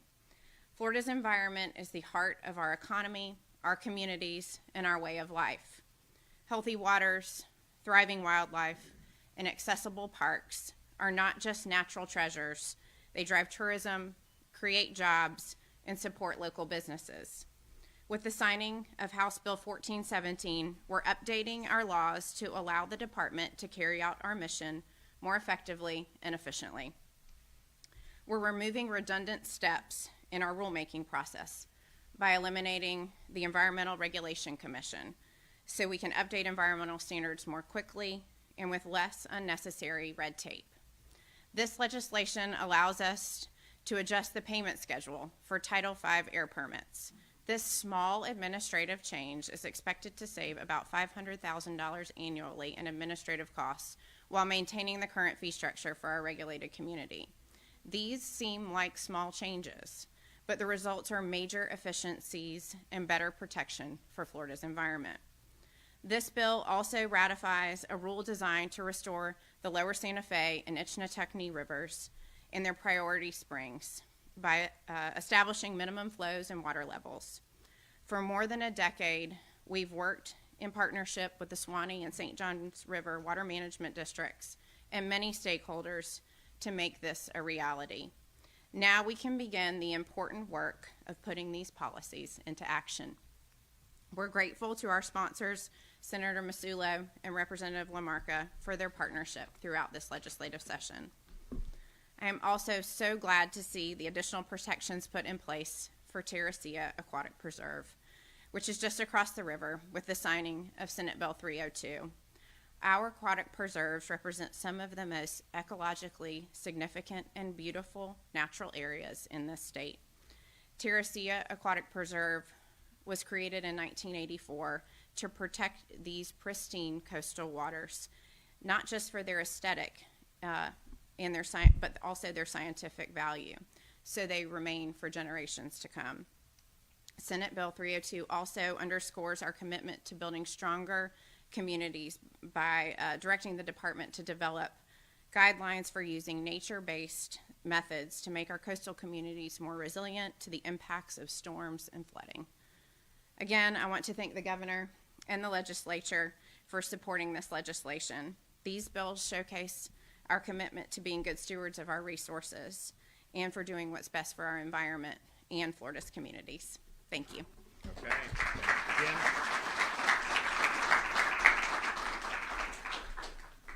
Thank you, Governor. Thank you, Secretary. We look forward to working with you as well as we move forward in protecting our coastlines. Governor, you covered so much of what I wanted to say, and so I won't be redundant. But what I would like to say is we've been working on Terracea Bay and the area surrounding Rattlesnake and up to the Sunshine Skyway Causeway for years. I got in the legislature in 2010.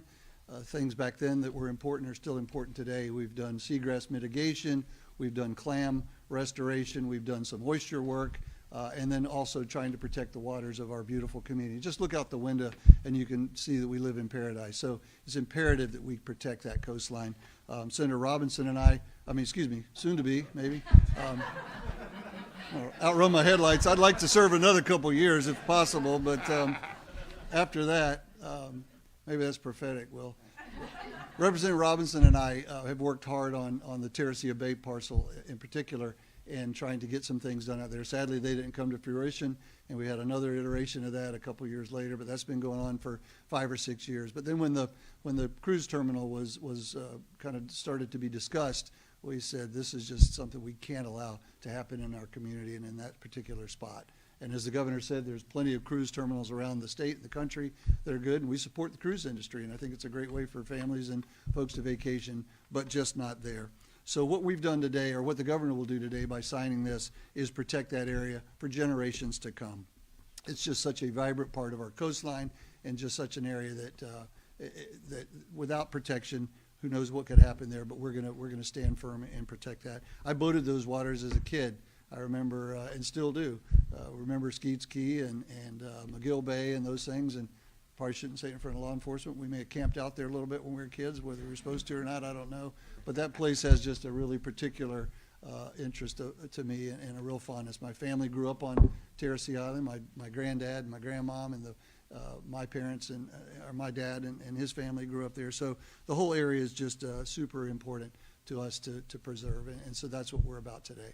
I would like to say thank you to Senator Garcia, my partner in the House. She had a bill that was moving through, as did Representative Mooney in the House, and we started figuring out ways that we could stop this development from going on, and found a way to amend Senator Garcia's bill and Representative Mooney's bill in the House. Representative Robinson and Connolly were super helpful in getting that shepherded through the process over there. Senator Garcia from Miami in the Biscayne Bay area was very, very acceptable to what we were trying to do and very accommodating. So I'm very grateful to them for their support of this. Without them, we probably wouldn't have had a vehicle this year, and it might not have gotten done right now. So kudos to them, and my hat's off to them. But especially grateful to our great governor, Governor DeSantis, for his commitment to preserving and protecting the natural resources that we have here in Florida.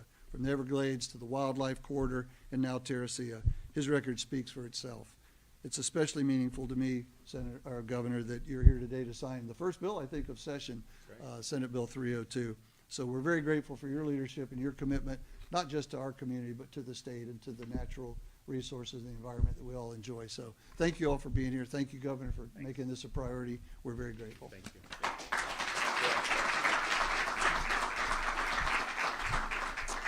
Well, thank you, Governor. And I don't mind if y'all look behind me and see the beautiful water. I mean, go over Palmetto. That's where the cruise ship terminal would be located. I cannot think of a worse place in Florida for a mega cruise ship terminal to be than in Terracea. And I, just like the Senator, I want to thank the Governor. The Governor and I were elected on the very same day. Now, we have a few topics we have to do before we're done, right? You will go down as the greatest maybe the greatest governor, but certainly the greatest environmental governor we've had here. You listed all of your great accomplishments, and then there's one Piney Point. Remember that issue? And we've been trying to solve that for years, and thanks to the governor's commitment on that, we have had just amazing support here locally. And Senator Boyd mentioned it. He called me and mentioned this vehicle. First of all, I had to read the bill. I'm like, what bill is this? And the senator worked with Senator Garcia to tack it on the Senate bill, and then we shipped it over to the House, and Representative Mooney, the House bill sponsor, was very kind. But at the very end, we had a member that wanted to tack on an amendment, and it would have killed the bill. And thankfully, that member decided not to tack on the amendment, because what we don't like, not to get too deep in the weeds, is bouncing back and forth between chambers. We did not want that, especially with this legislature. We wanted to make sure the bill became law. And to me, this is the perfect example of how the legislature works well. Senator and the representative work with the bill sponsors. We got it through. We got it law. This great governor is going to sign it. So on behalf of our community, Senator Boyd and myself, thank you, Governor, for everything you've done. We don't need a cruise ship out there. We love our area. God bless. Thank you so much. Come on, guys.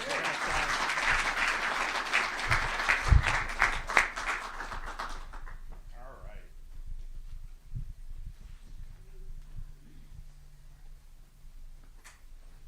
Do we have any young kids in the audience? I don't think so, right? Because we figured out I would throw these pens to the young kids, and the permanent marker, the parents didn't like how that ended. So we have non-permanent if there's young kids that we can do. She's old.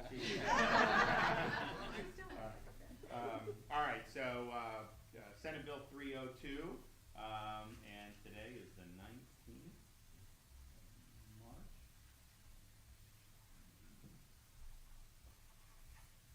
And then we've got the, House Bill 1417.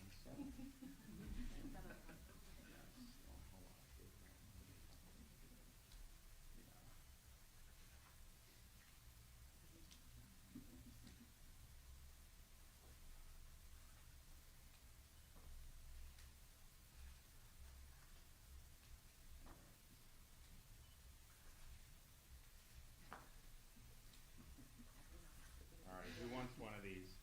I'll get one to Mooney. Okay. Anybody else? Senator Garcia. Okay. Anybody else? Sure. Anybody? Any more? Okay. You can go. Yeah. No, here. Okay. I got one more. Anybody? Nice sidearm. All right, guys.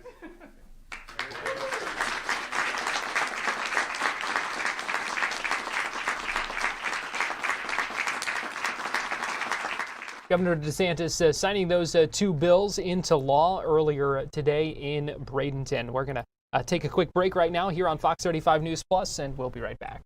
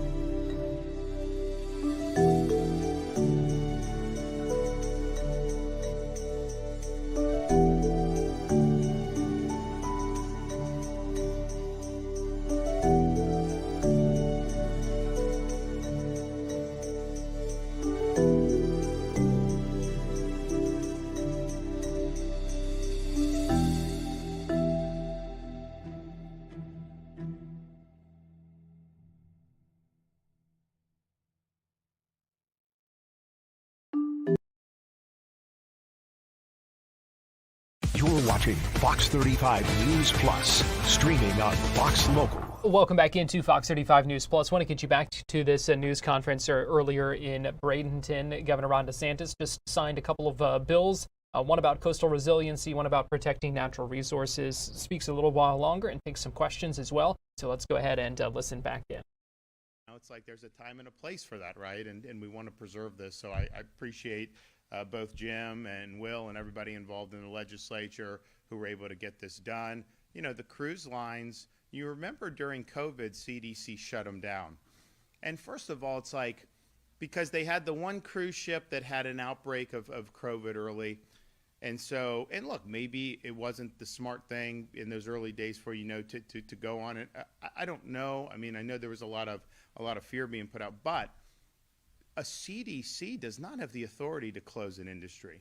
And so, you know, we had to be like, okay, and everyone's like, and they didn't want to sail right away. They were but then I would talk to these employees who didn't have jobs and everything. And I'm like, so we actually sued the CDC, state of Florida, to open up they wouldn't even sue. They wanted to be open, but they were too scared to go against the feds. So we did it and we won. And we liberated from that.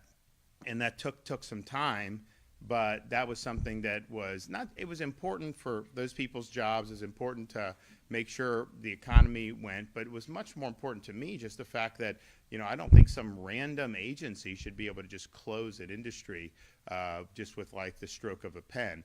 And that was an abuse of power, and so we were able to rectify that. And that made a big difference for our companies here in Florida. So I don't think there's ever been a state that's done more to be supportive of cruising, the cruise industry. But at the same time, you know, we've also been more supportive of maintaining this, right? And so I think we strike the appropriate balance here in the state of Florida. So thanks for everyone that's been involved. They saw the issue and they tackled it. Okay, do we have any questions? Governor, the Trump administration is asking for internal details on Medicaid fraud. Do you have anything you can tell us about that? We're glad to partner. I mean, as you know, Medicaid is federal dollars. State administers through different things. So there's different jurisdictions that can be implicated if somebody is committing fraud. We have state attorneys that can go after it. I mean, obviously their resources aren't what the Fed's resources are. You have state regulatory agencies. Their resources aren't what the Fed's are. So if the Feds want to get really involved in tackling this, and particularly, look, South Florida, there's a scam, new scams all the time. It just is what it is, right? And so if they want to get really involved, we will be very helpful with that because there's a lot of fish in the barrel there, but it's going to require real significant attention and resources. And if they're willing to do that, not just on the CMS side, but also with the U.S. Attorney's Office and the Department of Justice, then we will be able to make some headway there. You know, people are always getting brought up on this. It's not like it doesn't. No one's held accountable. They are. These cases happen every day where people are being charged. But if they really want to go whole hog and do it, particularly in those Southeast Florida, those 3 counties, Dade, Broward, and Palm Beach, I think there's going to be a target-rich environment. And if they're committed to it, we'll be supportive 100%. And let's bring more people to justice. I'm all for it. Governor, yesterday there was a threat at MacDill Air Force Base, thankfully unfounded. There have been a couple of those. We also have Mar-a-Lago here in Florida. How concerned are you about security during this war with 2 very high-profile targets here at least? Is FDLE hoping to support the protection? And how concerned should people in these neighborhoods be about, you know, being so close to major targets? Well, we always have concern just because our military bases are always a target. It's just the fact. Mar-a-Lago, given the president, it's always going to be. I mean, you had a guy that went in there a couple weeks ago, right? So that's nothing new. Our guys will help at the state level when they're requested. But I would say when you're talking about like a drone possibility or something like that, I mean, the feds are going to have the intelligence and the information on that. I mean, they're going to be the ones that are going to be driving the interdiction and the response to that more so than our state agencies. That's just the way it's always been with terrorism, particularly since 9/11. So yes, we're willing to help. We're willing to do if there's things we can do to help facilitate any mission, you know, we will do it. But I would say, well, it isn't like there hasn't been people that have wanted to do harm to the United States prior to this engagement. I mean, the reality is, I mean, Iran itself has had people come to the United States in the past, and they've obviously done a lot of fomenting terrorism in the Middle East, and that's going to continue. That's just who they are. That's what they believe in. So I think my sense is that the administration recognizes that, and that they're doing what they can to mitigate it. So, but we've helped them on all terrorism missions when our people get asked to be helpful. When they do, they do. But there's a lot of this stuff that the feds keep close hold, and they will act appropriately. And so hopefully they're able to get the job done if it comes to that.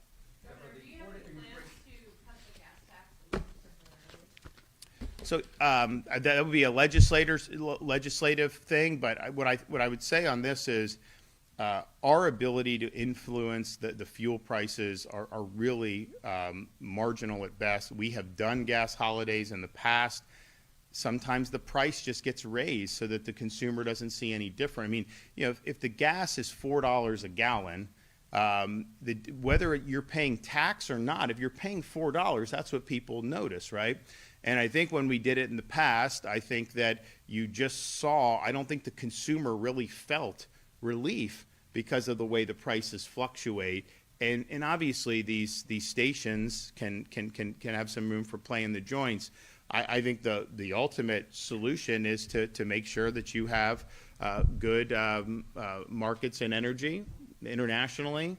It's going to be something that's going to be more in the bucket of the federal government than us. But look, I mean, I thought it was great when gas got down to, we were definitely under $3 in most parts of Florida, and now it's been an pretty abrupt shift upwards. And the thing about it is people are very sensitive to gas prices because you get in your car and you go to work every day, or you take your kids to school every day. And so it's just a cost of life that you have to bear to be able to meet your responsibilities. Whereas when other things go up, you know, if the price of tennis shoes go up, well, then maybe you can mitigate that. But the fuel, people are going to, by and large, have to shoulder higher fuel costs when fuel spikes. So my answer is just get the costs down internationally, and that means having stable energy markets, making sure we're doing everything to get our stuff to market. But I don't know that there's going to be any simple fix for what we're doing. And again, I'm concerned if you say, okay, we're going to not do this, and then they just raise it to the same price anyway, then no one's really benefited from that at that point. And I don't think anyone, you know, people are very appreciative of the stuff we've done. I mean, I've had people tell me, you know, thanks for no tax on baby items. You know, we don't have any tax on baby items now in Florida. And, you know, when you go through diapers and all this, it adds up. So people, oh, thanks for that. You know, thanks for when we did the toll reimbursement program, the toll reductions for our commuters. People appreciate it. Now, that's not every part of the state, but there's some parts of the state, like in Central Florida, Southeast Florida, you're paying tolls. I mean, it's really difficult to navigate those areas unless you're paying tolls. And people get frustrated. So we were able to rebate every month. You could rebate money back, and people would say, thank you. When we did the gas tax holiday, I don't think anybody really said that they were saving off of it. And I don't know that we even noticed a difference in the price. So I don't know that using that tool was effective when we did it in the past. But ultimately, the legislature would be able to weigh in. I mean, they haven't done a tax package yet, I don't think, right? Because that's going to be part of the budget. So they'll do it. So they may be having discussions on doing that. For me, in terms of helping people address the cost of living, I've said it's property tax. That's the best thing we can do, that we can actually control and deliver big relief to people for our homestead Floridians. And that has been my focus. And that is something that would be meaningful. When you start talking about these other things, it's like, okay, you know, yes, we are actually a pretty big economy. We'd be in the top 15 sized economies in the world if we were our own country in Florida. So it isn't like this. I mean, it's not. I mean, it's a big deal in Florida. Like our economy, the growth, the income that's moved in, particularly, all this stuff has mattered. But at the same time, you know, we're limited on how to impact some of these things. Certainly, Brent crude oil is not something we're going to be able to. That's a global market. There's other things that are important, groceries. And when energy goes up, the groceries may. I wish I could figure, if I could get that, everyone could get a pub sub for $2 or something. If I had that in my toolbox, I'd use it. I would use it 100%. I would use it in more ways than one. I mean, my kids like it. We would do it. But it's just not the way government. So what tools do we have? The one tool we have, particularly when you start talking about things like a property tax, that is something that we can really make a difference on. So that in the tax, that's been my focus. And I know there's a lot of people in the legislature who've been very interested. I'll occasionally get people to ask me, well, when are we going to get the property tax? You realize we got to put it on the ballot. I mean, like most people, I think, have understood that. So you got to put it on the ballot in November. And then some people say, oh, well, no, you could put it on before. Yeah, technically, if you had 3/4 of the legislature, you could do a special election. We don't have 3/4 of the legislature that would vote for this. So you need 60% of each house to place it on the ballot, and you need 60% of the electorate to ratify that in November. If I had the ability to do 3/4 of the legislature, and they could set up an election to coincide with a primary or even a special, I would do it 100%. That's just not the world we live in right now, so we need to get 60% in each house.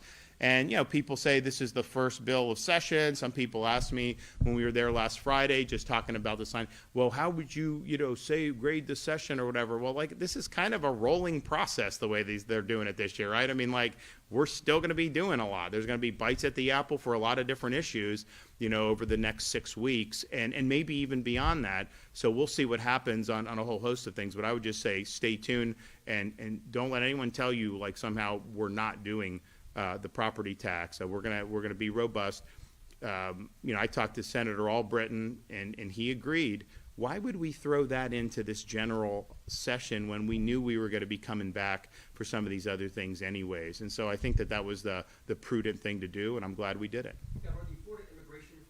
Governor Ron DeSantis taking some questions there, was also asked about his take on some of the comments made from the State Immigration Enforcement Council. So we're going to take a quick break. We've got one more that we've got to get in this hour. And then when we come back, you're going to hear his answer talking about the comments from Grady Judd and some of the other sheriffs on that council that we've been covering throughout the week. So we'll get you caught up on that on the other side of this break. Keep it here on Fox Local and YouTube and Facebook, and we'll be right back.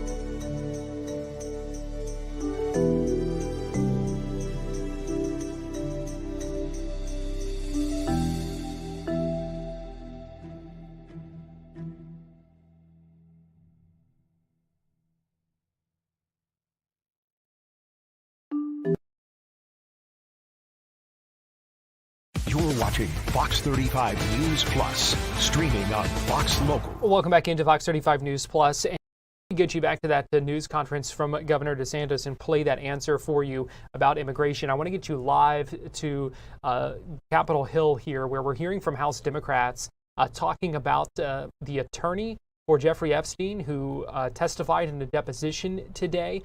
So let's go ahead and listen in live as they talk as that deposition. I believe it's continuing, maybe in just a bit of a break right now. But let's go ahead and listen in. They didn't have a personal relationship or friendship when he was paid $95 million for legal services. I don't buy it. This cover-up needs to end. Attorney General Bondi needs to follow the law. She said she'll follow the law. The law is clear. Comply with the subpoena, show up on April 14th, answer questions under oath. Let me one more thing, and then if there's a quick question or two, I'll answer those. I want to just note that it's important that after this deposition, that the majority release the unedited versions of both Mr. Khan and Mr. Indike's testimony. Now, Mr. Khan's testimony has not been released yet. We expect and are asking that the video, full video of both are released as soon as possible. They came out pretty quickly after the Clinton depositions. We're still waiting. Why we don't have Mr. Khan's deposition? Why we need to have Mr. Indike's deposition out, fully transcribed, out in the public immediately. So I want to just end with that, and we'll take a question or two if there is any. I have two questions. The first is, when you talk about the estate being out of compliance with two tenets of the subpoena, can you just explain a little bit about what those two things are? And then secondly, when you look at now having had Wexner, Khan, and Indike, a really big trio in Epstein's inner orbit, do you think that the public would benefit from a public hearing? Do you think that there's enough that you've heard for a criminal referral? I mean, what is the action item when you have people who were that close to the Epstein inner orbit in front of you when DOJ has never even had that in some cases? Sure. To the first question on the Epstein estate, the documents. So the documents refer, there are two sections in the subpoena, and we're happy to get folks the actual subpoena, it's section 15 and 16. 15 refers to critical documents in the case of Giuffre versus Maxwell. There's some court documents and other documents that are very important to this committee for us to actually get and to be able to read. There's some other court documents within that section as well. As it relates to the other section of the subpoena, it's a variety of documents from different businesses and firms and organizations that have documents and communications with Epstein that we are waiting to get. Now, according to the lawyers, they feel that they have provided all the information that they have been asked for by the majority, and that they're waiting for any additional clarity or direction from the majority. We understand the majority perhaps feels satisfied with what they've received so far. We're again asking that we want every document outlined in the subpoena, including those two sections, every time that we've gotten documents from the estate. The birthday book, emails, photographs, video of the island, it has been very revealing, and we expect those documents to be as well. So that's the first question. The second question, as you asked about these gentlemen, we've long believed it's time for a public hearing. And in fact, because there's been no public hearing, we're actually organizing our own public hearing with survivors, with other folks in Epstein's orbit, with people from Palm Beach, from other areas of the country that have information about the case. So if the majority does not schedule public hearings around this investigation, us as oversight Democrats will certainly host those ourselves. And that's going to be happening in the weeks and months ahead. Congressman, do these, Darren Endike or Richard Khan or Les Wexner, any sense of remorse or regret that they either helped him knowingly or unknowingly with such extensive abuse allegations? I am actually stunned that there isn't actually a real show of real regret.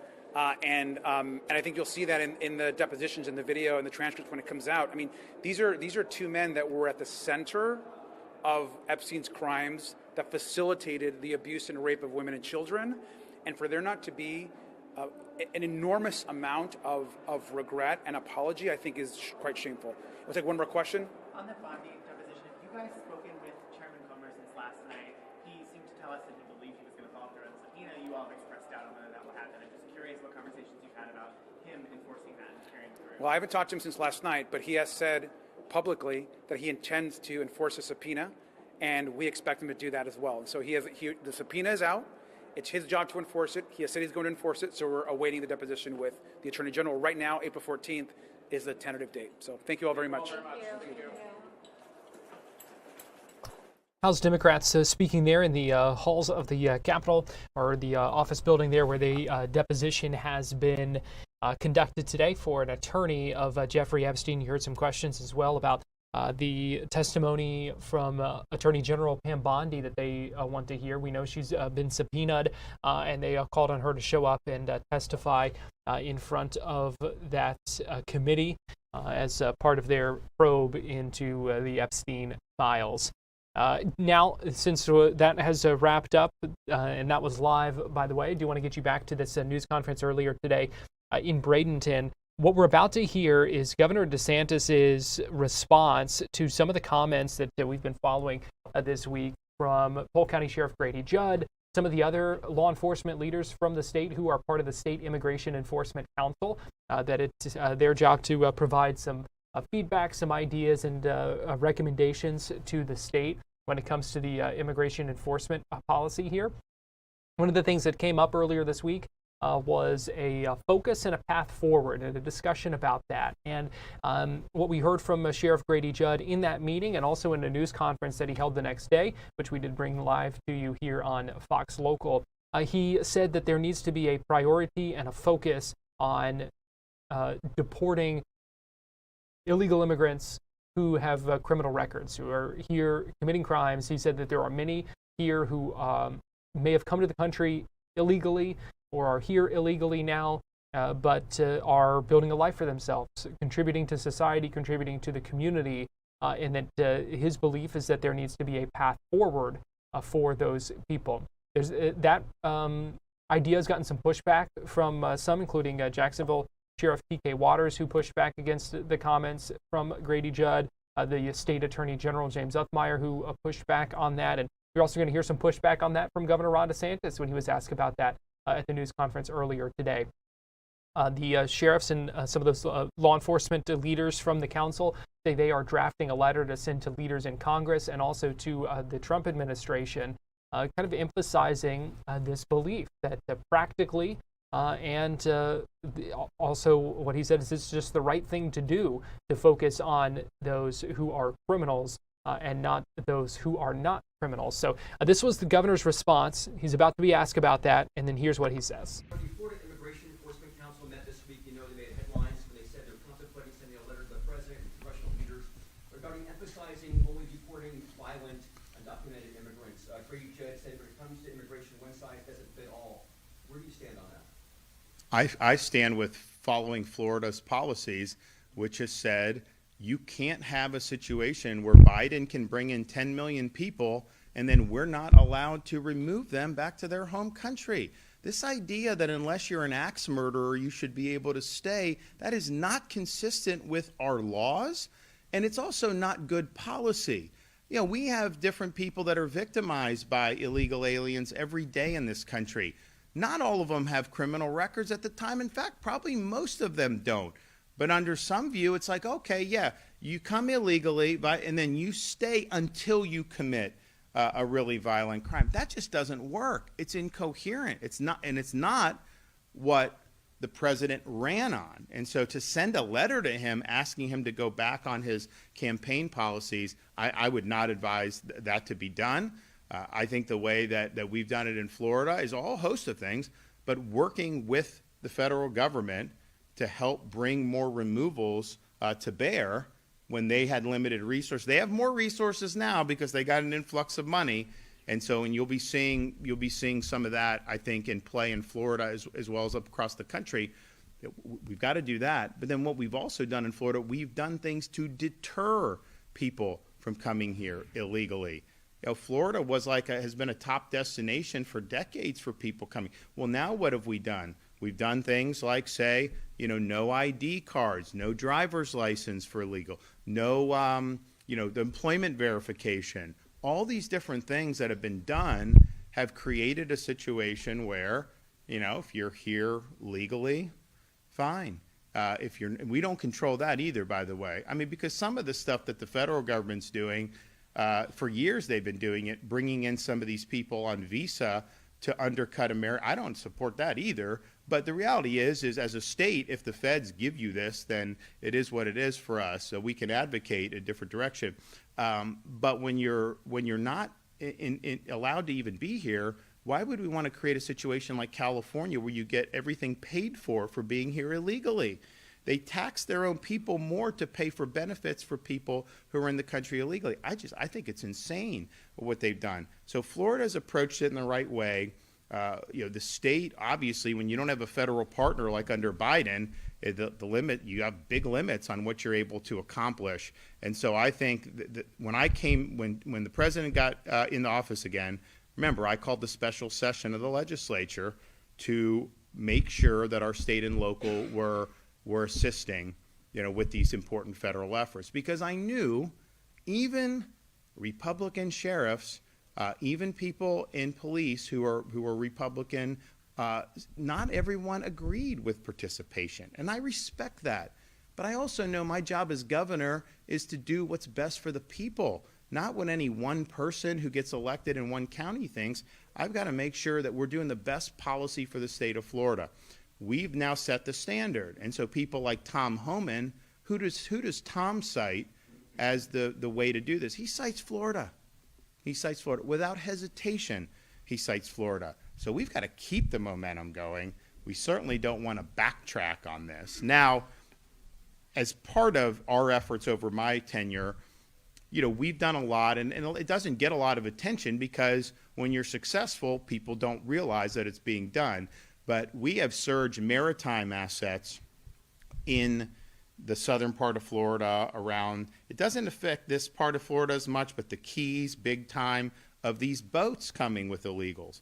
And you get into like the Palm Beaches area too. So that's kind of where a lot goes, because you have Bahamas, Haiti, Cuba, all these places. And we've surged, and we've had that for years now. And actually, it's part of the emergency authority. There was a proposal, I think, someone in the legislature wanted to defund all that. We've interdicted 18,000 illegal aliens at sea, over the last several years. They go right to the Coast Guard and go back. If they don't reach land, they go back to their home country. And that's been a huge thing. Just imagine if and then the Coast Guard's done even more, but that's us filling the gap. So imagine if we didn't do that, and you had 10,000, 15,000, 20,000 people showing up you would not want that. People would be furious that was happening. So we've done that. It's really important. Now, why do I bring that up? I don't know what's going to happen in Cuba. It's obviously in a situation where, you might be able to see a positive change, but that would require, I'll say more about that in a minute. But if there is more turbulence there could potentially be an exodus out of Cuba trying to come to Florida. We don't think that is acceptable. We think they need to fix Cuba there by getting a new government in Cuba. In fact, there should be people who are exiled that go back and help that process if we can get there. But we don't want to see a massive armada of people showing up on the shores of the Florida Keys. And so we're already working on those contingencies, and the Trump administration agrees with us. They do not want to see movement from Cuba to Florida. They would rather see people in Florida go help hopefully get a new government going. And so but we're going to be involved in that and protecting our coastlines from that. Now on Cuba, they announce, you can do Cuban exiles. They can do business in Cuba now. You can get a permit to do it. First of all, that's a joke. This is a communist government that seized their property in the first place. So what, they're going to go and then just drop $1 million in some venture there, knowing the government can just take it? Of course they're not going to do that. So that whole proposal, to me, with whatever they're doing, that's not going to fly, particularly in South Florida with the exile community. Ultimately, the problem with Cuba is they have a communist dictatorship in power. And say maybe if you remove this guy and have a different communist. No. The problem is the government itself. And it took that island, which is a very nice island. I mean, you talk about environment, beautiful environment. I know a little bit about it being in Gitmo, not as a detainee, as an officer. but you do Gitmo, and you see beautiful coastline, obviously a tropical climate and everything. And if that had even a modestly normal non-communist government, they would be that island would boom. They would do really, really well. You would see, honestly, they would probably compete with Florida and some of the tours. They certainly would compete with Bahamas and Dominican and some of the others. But ultimately, you can't split the baby and say, we're going to maintain they're going to maintain a communist government, but somehow they'll open to some investment here or there. No, it's not going to fly. Are they reimbursing all the people whose property they stole over those many decades? I didn't see that as a proposal. What are they doing to rectify the political persecution and everything that's happened over all those years? And so I just think what the Cuban dictatorship is trying to do, I think it's a stunt. I think it's a joke, and obviously it's not going to fly. People are not going to want to invest in that island under these current circumstances. But all that being said, we do have a chance to see, after many, many decades, a positive change in Cuba. It's not an easy thing. It's probably not going to be super orderly. I don't know, and I don't know what the Trump administration's role is going to be in that. But I do know that that country has basically been in a communist prison for a long time. The communist leadership, they do very, very well. They live very, very well.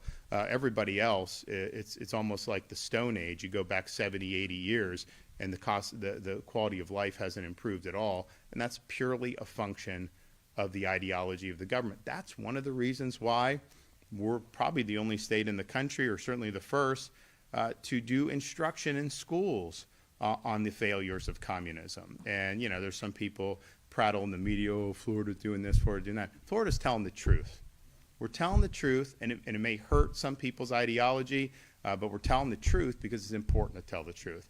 And it's important our kids know the truth. And it's important that they know, this idea, people will say, oh, well, communism's never really been tried. It's so great. No, it's left quite a body count in its wake. That is communism, what happened, whether it's Mao Zedong, whether it's Joseph Stalin, whether it's the Castro dictatorship. That's what happens when you do this. And there's nothing new under the sun. Communism's an ideology that's at war with human nature. It's at war with human aspirations, and it's never going to, quote, work. It is always going to lead to very negative outcomes. So I hope to see eventually a free Cuba. I think that would be good for the people of Cuba. It would be good for the Western Hemisphere. You notice a lot of these problem spots we've had to deal with over the years. Venezuela is one. None of this stuff would have happened without Cuba and Cuba's patronage of these leftist movements in these countries. And so they've been a really negative force in this hemisphere for a long, long time. And if their days are numbered as a communist dictatorship, that'll be a great thing for humanity. So we will keep our fingers crossed on that. Okay, everybody, God bless you. Thanks so much. Governor Ron DeSantis taking questions for a while there, talking about a number of topics, including Cuba immigration, a number of things. Interesting to hear him criticize some of those comments from the Florida sheriffs who were appointed by the administration, some of them at least, to be part of that immigration council. We're going to take a break right now here on Fox 35 News Plus, but we've got much more to come. So keep it right here on Fox Local, YouTube, Facebook, and we'll be right back.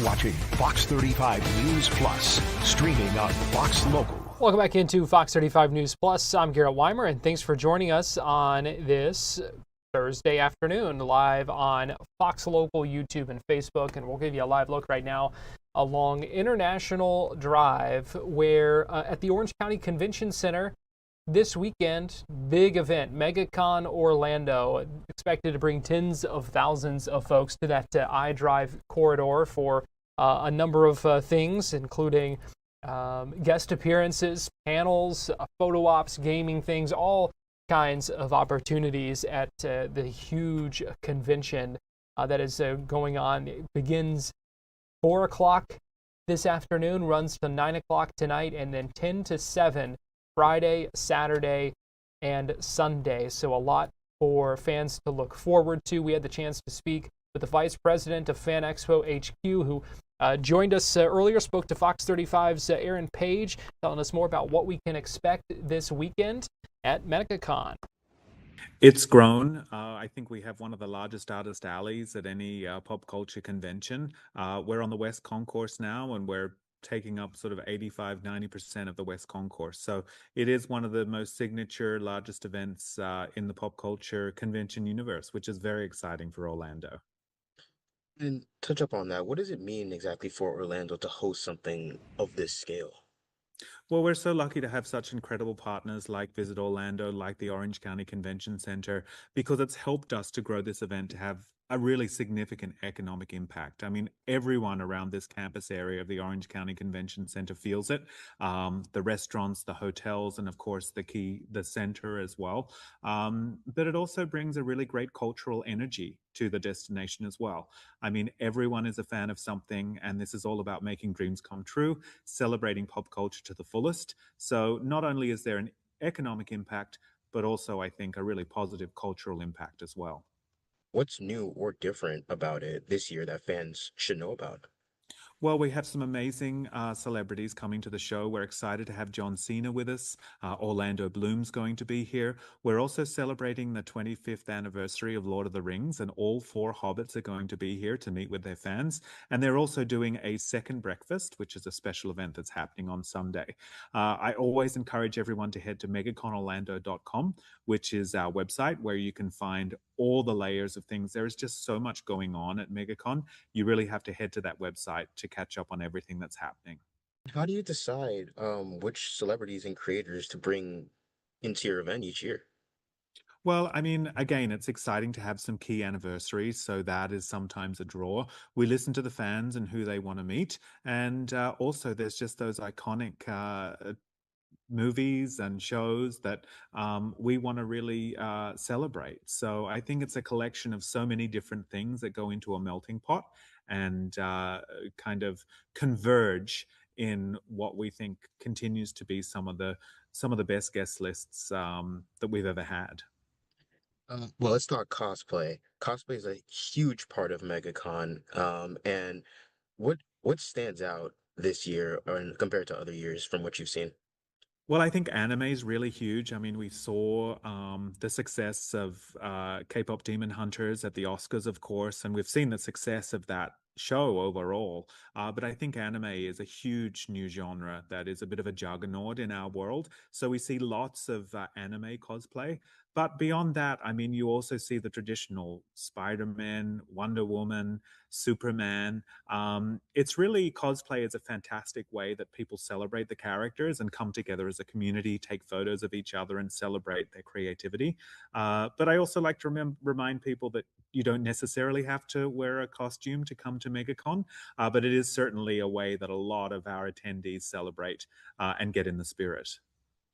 You think anime and gaming have outpaced comic book cosplays this year or throughout the years? I always think that there's a flex and release with all the specific genres, depending if there's a big title in market for that specific year. I would think that fandoms for all of these key genres, be it horror, anime, gaming, comics, of course, where this all started. I mean, we have Joe Quesada, Frank Miller, and Jim Lee attending MegaCon, who are 3 of the biggest names in comics. So really, regardless of what you love, it's being celebrated in a big way here at MegaCon. Yeah, we know oftentimes cosplays take a lot of artistry and a lot of dedication to um pull off and to do exceptionally well.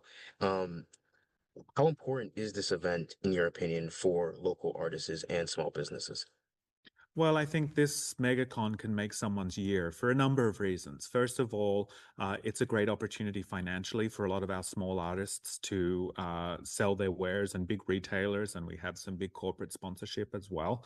But it's also a great opportunity for them to get immediate feedback from their customers. It's rare for the artists to come out of their workshop and be able to meet with their customers face to face. So MegaCon's a great opportunity to see that exchange. The great thing about Artist Alley is that you can actually meet the artist who created the work that you're purchasing. So it's a really wonderful transaction that, of course, has a financial impact, but also, again, it's all about community and celebrating creativity and pop culture.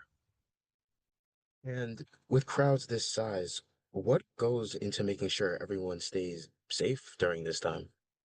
Lots of planning and lots of key work with, again, all of our key partners, be it the Orange County Convention Center, Visit Orlando, local police and sheriff. I mean, we're all, local fire. We're all working really, really closely to ensure we deliver a really exciting and seamless experience for everyone that's coming on down. Oh my goodness. I think One Piece is going to be really big. You saw that One Piece just came out, but it's also those timeless characters. I think Spider-Man is always really heavily represented. And I'm sure we'll see a lot of K-pop demon hunters too. And I've also seen some people that do mashups. So they might do a Game of Thrones mashed up with another title. So really the possibilities are endless and only limited by everyone's creativity, which, as we know, is endless. So, we keep seeing some wonderful costumes, both from new titles, but a lot of the legacy characters as well. Will you also be in cosplay? I will be wearing my kind of show manager outfit, which is usually what I turn up in, but I am certainly delighted to see the incredible creativity that we see coming through the door with our attendees. How are platforms like TikTok and Twitch changing the way fans experience conventions? Well, I think it's just another way that they connect socially. It's a great way that they can share their experiences digitally as well. Video content, I think, has become a really exceptional way to actually connect and feel like you're closer to the action. So I think, again, it's about connectivity. That's a great digital platform, which has made that easier. But I think what's unique about MegaCon, of course, is that it's about being here in person. It's about connecting with people face to face. It's about meeting your heroes face to face, having a photo in the same shot with them. So definitely I think we're more connected digitally, but you simply cannot replace the experience, that face to face experience that you have at MegaCon with a digital platform. Someone's on the fence about coming out to your event. What would you tell them? I would say come and be part of the fun. It used to be that it seemed that conventions weren't for everyone. Now there truly is something for everyone, something for the whole family. We have a really active kids zone. We have so many different layers of programming. So again, I would encourage you to head to the website, megaconorlando.com, have a look around, plan out a few things that you want to see, but trust me, you won't regret it. And everyone is welcome to come down and be part of the fun at MegaCon. Tickets are still available, so once again, head to that website, megaconorlando.com, or of course, you can buy tickets here at the Orange County Convention Center all weekend. You can learn more information on megaconorlando.com. We've also have a story on fox35orlando.com that tells you what you need to know if you are heading out. Again, 4 to 9 p.m. tonight, then 10 to 7 Friday, Saturday, and Sunday at the Orange County Convention Center. We're going to take a break, and we'll be right back.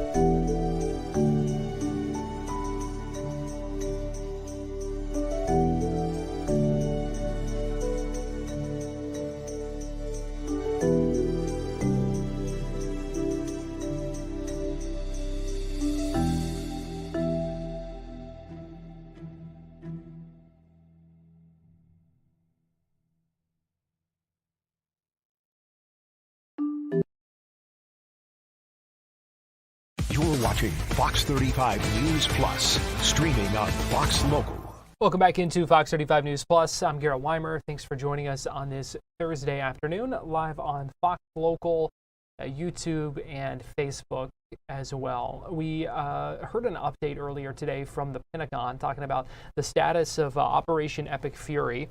We heard from Pete Hegseth, the U.S. Secretary of War, General Dan Kane, who's chairman of the Joint Chiefs of Staff as well, giving an update on where things stand. And it began with some comments from Secretary Hegseth, where he continued to take issue with media coverage of the war. Here's some of what the Secretary had to say in that news conference earlier today. A dishonest and anti-Trump press will stop at nothing. We know this at this point. To downplay progress, amplify every cost, and call into question every step. Sadly, TDS is in their DNA. They want President Trump to fail. But you, the American people, know better. Yes, there are reporters in front of me, but they are not our audience today. It's you, the good, decent, patriotic American people. You, the hardworking, tax-paying, God-fearing American patriots. The media here, not all of it, but much of it, wants you to think, just 19 days into this conflict, that we're somehow spinning toward an endless abyss, or a forever war, or a quagmire. Nothing could be further from the truth. Hear it from me, one of hundreds of thousands who fought in Iraq and Afghanistan, who watched previous foolish politicians like Bush, Obama, and Biden squander American credibility. This is not those wars. President Trump knows better. Epic Fury is different. It's laser focused. It's decisive. Our objectives, given directly from our America First president, remain exactly what they were on day one. These are not the media's objectives, not Iran's objectives, not new objectives, our objectives. Unchanged, on target, and on plan. Destroy missiles, launchers, and Iran's defense industrial base so they cannot rebuild. Destroy their navy, and Iran never gets a nuclear weapon. Our objectives from day one. To the patriotic members of the press, nobody can deliver perfection in wartime. This building knows that more than anyone. But report the reality. We're winning decisively and on our terms. Iran is a vast country, and just like Hamas and their tunnels, they've poured any aid, any economic development, humanitarian aid into tunnels and rockets. That's what they did with Hamas. Iran has funneled decades of state resources, not to their people, but into missiles and drones and proxies and buried facilities. But we are hunting them down methodically, ruthlessly, and overwhelmingly, like no other military in the world can do. And the results speak for themselves. To date, we've struck over 7,000 targets across Iran and its military infrastructure. That is not incremental. That is overwhelming force applied with precision. And again, today will be the largest strike package yet, just like yesterday was. As I've said from day one, our capabilities continue to build. Iran's continue to degrade. We're hunting and striking death and destruction from above. Iran's air defenses flattened.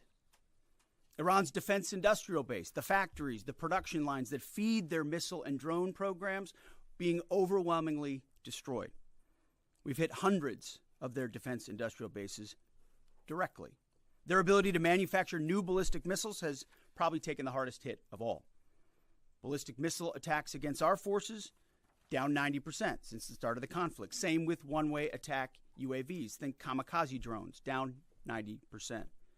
Now, the Iranians will still shoot, we know that, but they would shoot a lot more if they could, but they can't.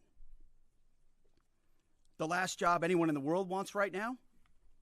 Senior leader for the IRGC, or besiege. Temp jobs, all of them.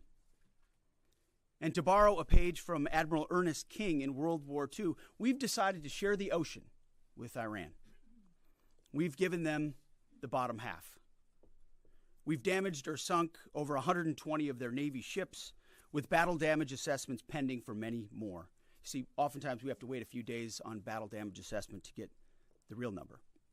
Their surface fleet is no longer a factor. Their submarines, they once had 11, are gone. Their military ports are crippled.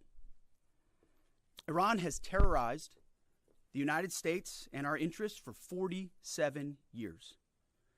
Their core industries, not steel or agriculture or tourism, their core industries are state-sponsored terrorism, proxy militias, underground networks, ballistic missiles, and a violent, messianic, Islamist ideology chasing some sort of apocalyptic endgame. A regime like that, refusing to abandon its nuclear ambitions, is not just a regional problem. It's a direct threat to America, to freedom, and to civilization. The world, the Middle East, our ungrateful allies in Europe, even segments of our own press should be saying one thing to President Trump. Thank you. Thank you for the courage to stop this terror state from holding the world hostage with missiles while building or attempting to build a nuclear bomb. Thank you for doing the work of the free world. Yesterday's ceremony reminded us why we fight. Not for nation building or democracy promotion, but to crush direct threats to America, Americans, and our interests. We fight to win, and we are winning on our terms, following our objectives. My 13-year-old son popped into my office last night while I was editing these remarks. He asked about the war and the families I met at Dover. And I looked at him and I said, they died for you, son, so that your generation doesn't have to deal with a nuclear Iran. It's the truth. And they did. So to the families who said, finish this, we will. And I say the same to every American who wants peace through strength. May Almighty God continue to bless our troops in this fight. And again, to the American people, please pray for them.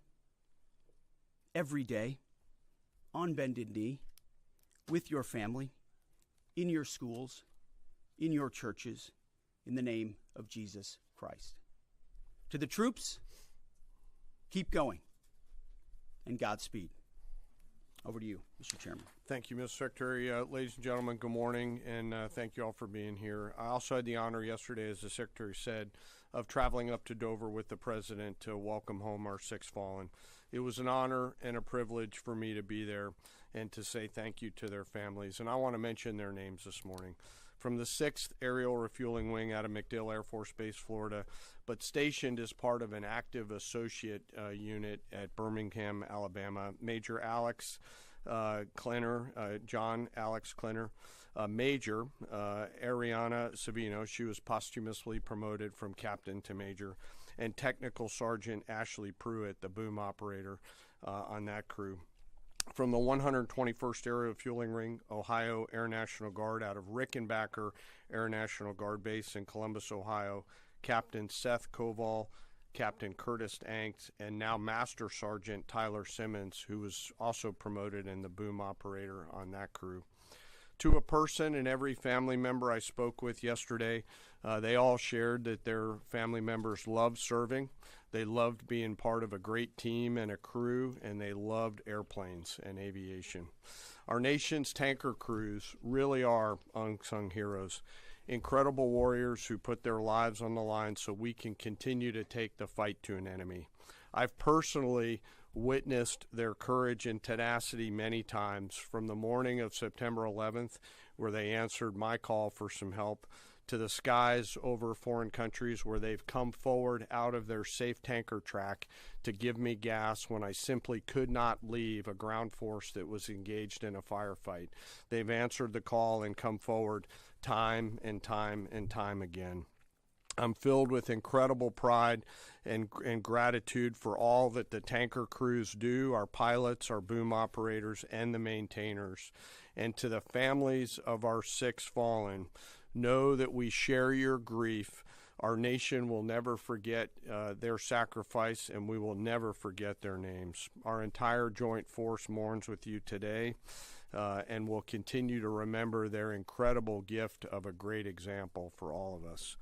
Now let me turn to an operations update. U.S. CENTCOM remains on plan to achieve our military objectives and remain unrelenting in our pursuit of Iranian missile capabilities, UAV capabilities, and their Navy, and as the Secretary said, their industrial base. Each day we continue to attack deeper into Iranian territory. As reported by U.S. Central Command yesterday, the U.S. military dropped 5,000-pound penetrator weapons into underground storage facilities, storing coastal defense cruise missiles and other support equipment.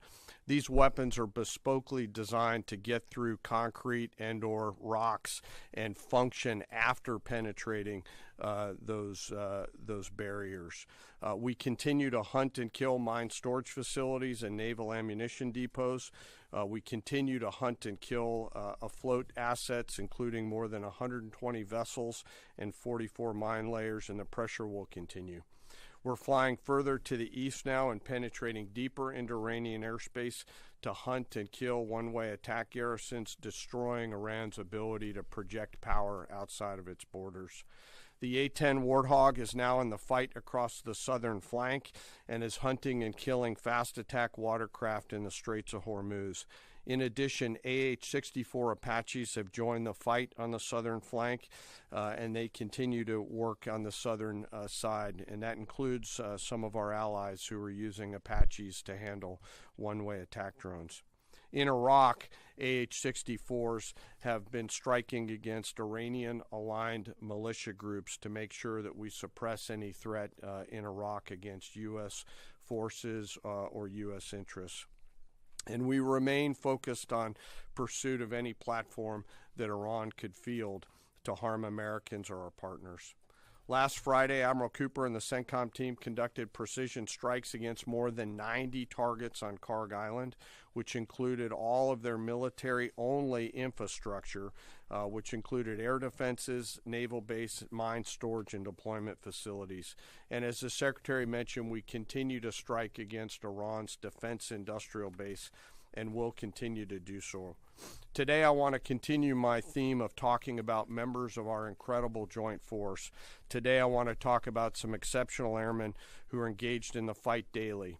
United States Air Force, Air Force Reserve, and Air National Guard crews within our bomber force, the B-1s, B-2s, and B-52s, and the airmen on the ground who maintain and load these weapon systems. They are the backbone of America's long-range strike capability, and their contributions to Epic Fury have been decisive. Assigned to STRATCOM under Admiral Rich Carrell and supported by TRANSCOM, the tanker force that we've talked about, under the command of General Randall Reed, every mission is designed to achieve overwhelming outcomes on behalf of the United States and our allies.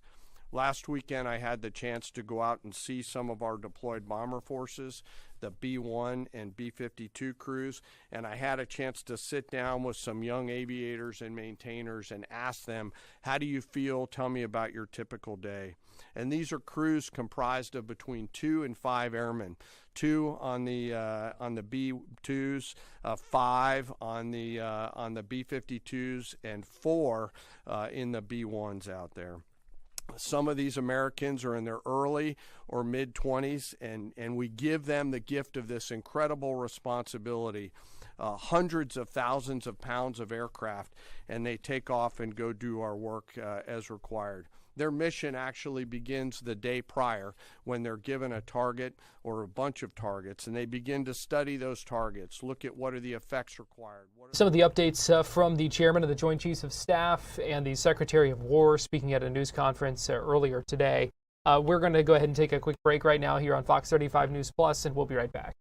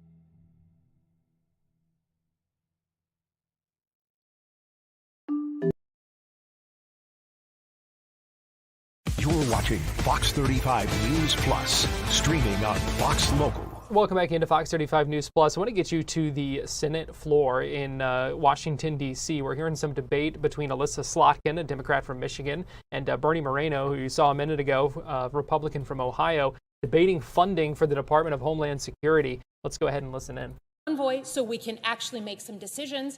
It has been hard to negotiate with Senate Republicans on this issue because they need the blessing of the White House. Get all the players in a room. We will sit down. I'll do it. I'll be here all day and all night, all weekend. But I got to tell you, you can't use one group of people as a shield to not fund all the other border missions, all the other funding of the FEMA. You can't do it. So one more question, with your permission. So nobody on your side has agreed to fund USCIS. You have not suggested that. USCIS is an independent part of the Department of Homeland Security. That has not been suggested by any Democrat. I appreciate that you are. Nobody has agreed to fund the Bioweapons of Mass Destruction Agency, not been suggested. And you've specifically, meaning not you personally, the Democrat senators have specifically said they do not want to fund customs, which you understand really well what customs means, and border protection. Like that, these agencies that are listed on this board, there has been no movement among Democrats to fund this. And this is why my point is the same. I'm not suggesting to my colleague from Michigan at all that we permanently fund this forever. What I'm saying is 2 weeks. Let's reopen the Department of Homeland Security for 2 weeks. Let's let people of good faith, you and I, look, we agree on what you said. Let's take our paychecks away. Let's prevent us from flying home. Let's make us, I'll use your words, keep our butts here until we get this done. If that means today, tomorrow, Saturday, Sunday, we can play pickleball in between. It'll be fantastic, okay? But we don't leave. If that means right through Easter, by the way, we do not leave this chamber. And we do not get, and we lose pay every day that goes by until we've funded the whole thing, because we can work it out. We can work this out. But I look at some of your colleagues who said they're serene as to where we are on this. I don't think there's 260,000 families that are serene about this, and I don't think you are either. So again, I would just ask that you amend your resolution to say let's fund the entire department for 2 weeks. We don't want to defund ICE. I'm not hearing you say that. I hear some of your other colleagues say that, but we're not looking to defund ICE, and we're certainly not going to stop Homeland investigations. Let's fund the whole thing for 2 weeks. Let's get the American people to understand we can get things done. Let's not absolutely leave, forget D.C., let's not leave this chamber, the Capitol, until we get this done. That's my ask, that's my plea. Sir from Michigan.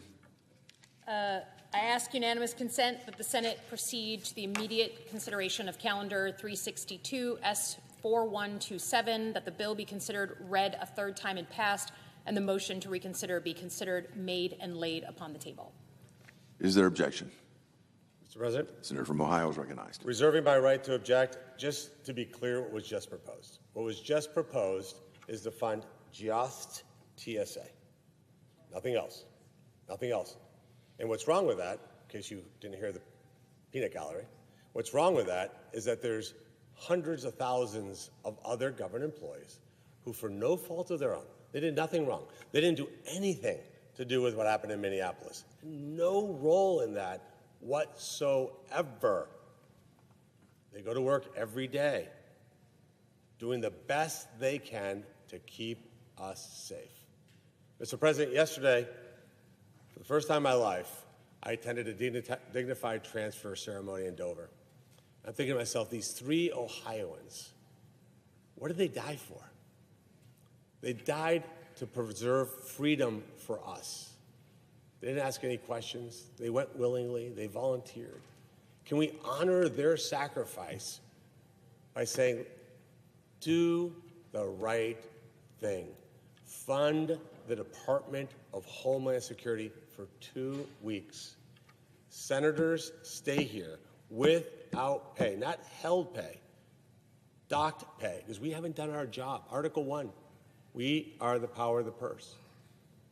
So I would ask one last time before concluding this. can we agree, can I get my colleague from Michigan, who's a good person, to agree to amend her proposal to fund the entire Department of Homeland Security for 2 weeks, and then force every senator, and I think that she has the influence to convince her colleagues to stay here without pay until this gets done. Is there objection to the request? Yeah.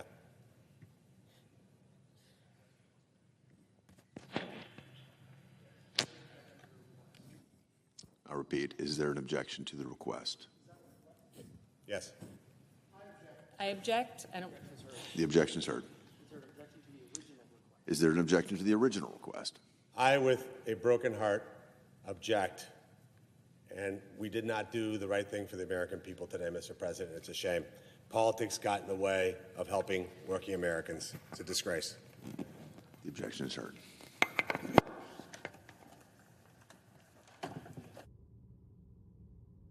So that was a debate on the Senate floor about funding for the Department of Homeland Security, which has been without funding now for a while. You heard the proposal from the Democratic senator from Michigan asking for funding just for Transportation Security Agency. That would be TSA agents. So we have seen ripple effects at a number of airports across the country that have been dealing with long wait times as the travel, really picks up for spring break.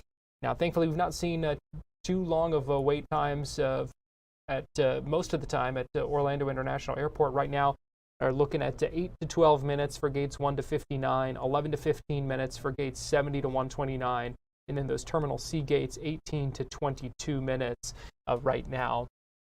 But that has been a big focus because of the impact it's having on travel for a lot of people right now. So that was the proposal from Democrats would be to pay TSA workers, but still hold back funding for the rest of the Department of Homeland Security. We also listened in yesterday on some of the confirmation hearing for Markwayne Mullin, who would take the spot of Kristi Noem as Secretary of Homeland Security. Today, that committee held a business meeting and voted to advance the nomination of Markwayne Mullin from their committee to the full Senate. So it will now go to a full Senate vote. We should note that Republican Rand Paul voted no on advancing that nomination. Not surprising if you saw some of that hearing in their back and forth yesterday. But Democrat John Fetterman from Pennsylvania voted to advance the nomination. So that kind of made up for that. We'll see what happens now on the full Senate floor. We're going to be watching that closely. Keeping an eye this afternoon on, this is in Riverview in Hillsborough County. State CFO Blaise Ngolia set to announce some funding for firefighters. So we will be monitoring that. We're also keeping an eye on this out of Michigan. Oakland County, you see there where the sheriff is expected to hold a news conference in a little bit, giving an update on the Temple Israel attack. That's the attack on the synagogue there, where someone drove into the building and was shot by security guards at the scene. So we'll be keeping an eye out for that update. Right now, though, we're going to take a break here on Fox Local, YouTube, and Facebook. We'll be back at the top of the hour.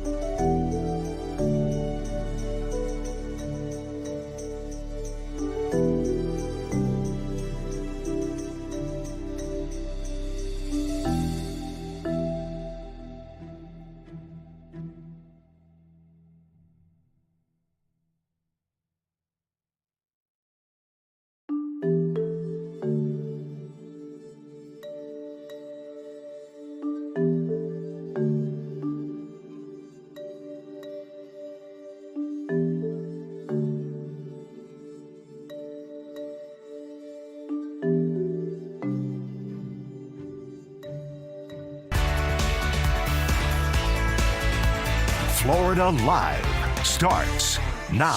Well, good afternoon to you. Welcome into Florida Live. I'm Garrett Weimer, and thanks for joining us on this Thursday afternoon live on Fox Local, YouTube, Facebook, and Fox 35 TV.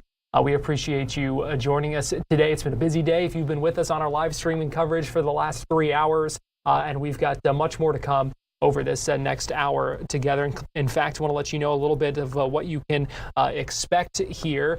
We are following up on the evacuation of an apartment building in Orange County over some structural concerns. We're going to have much more on that coming up in just a minute. In our Tampa connection, 3 people arrested in a multi-state luxury car theft ring. We're going to have those details. Plus, taking a look at Artemis 2, a NASA cruise hoping to begin that to roll out back to the launch pad coming up tonight. It's going to be a 12-hour process. We will hear more about that from one of our space experts coming up in just a little bit. We are also monitoring this scene out of Oakland County, Michigan, where the sheriff is going to give an update on that synagogue attack at Temple Israel in West Bloomfield Township there. So we'll be keeping an eye out for updates from that, and also expect to hear from the state CFO here in the next little bit as well. So like I said, a busy day here, and we appreciate you joining us. But we do want to start by talking about the evacuations underway at the Rialto Apartments on Sand Lake in Orange County, where we know 200 apartment units have been evacuated today, and our crews on the scene have seen those residents going in and out of the building with suitcases, trying to prepare for an extended stay away because of structural concerns. That building, firefighters called out there earlier today. In fact, we heard from one of the residents who told us how she found out about what was happening. Listen to what she told Fox 35's Amanda McKenzie earlier today. Truck came and knocked on the door telling me that I have to get out. When I tried to open the door, my door would not open, so they have to break the door to get me out. And you're saying the lady above you on the 5th floor, she's the one who reported it? Yes, she is. What do you make of this? I don't know. We're just waiting to see what's going to happen to us. What did you see, hear, feel when this was going on? I heard a lot of noise, but I work night shift, so I thought maybe it was people leaving to go to work, and I didn't pay no attention until they knocked on my door that I had to get out. Oh, describe what your door looked like. It was so stuffed. Did you see cracks anywhere? I didn't see anything, but I could not open. The door got shut, so the fire truck has to break the door. And you said about what time? It was about 5 a.m. this morning, but what time? It was around 4:35. So you had just gotten home? I just got home, and I was sleeping because I work night shift. So you were able to get into the apartment, but then you couldn't get back out without them breaking the door? Wow. And have they talked about going back to any of your other items? No, they haven't got anything, and I'm here. We're waiting to see what they're going to tell us because we don't have nothing. They just told me get out, and that's it. Describe how they broke down the door. They broke it from with a tool, and they got out. Like an axe or what? I think it was. I was kind of like, because they told me do not be closer to the door because they were going to break it. So that's what they did. So they say I had to get out. How glad are you to be outside the building with your dog right now? Yes, because like I was telling my neighbors, can you imagine if she don't report this and the building collapsed? Who knows? It could be worse. And what a scary situation to hear those noises and for this to be going on. So we do have some questions now about what happens next, what this process is like, what some of those issues might be. So joining us live now to shed some light on this for us, we've got Ed Huth, who was with Huth Construction and Consulting, structural engineer, been in construction and engineering for 31 years now. Huth Construction and Consulting out of Altamont Springs. And Ed, we appreciate you joining us live on Florida Live today. Thanks for having me, Garrett.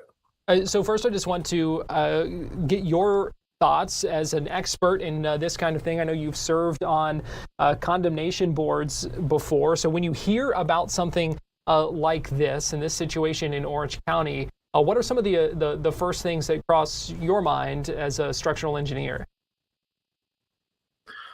Well, I mean, as engineers, you know, our main thing is safety of the public. To condemn a building really takes a lot of things going wrong structurally. It's not to be taken lightly. Obviously, if they condemn the building, more likely than not, there's some major issues that need to be investigated and then, reported on.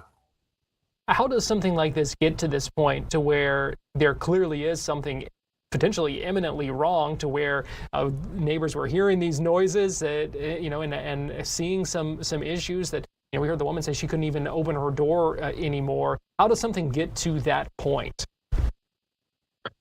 It could be a number of things.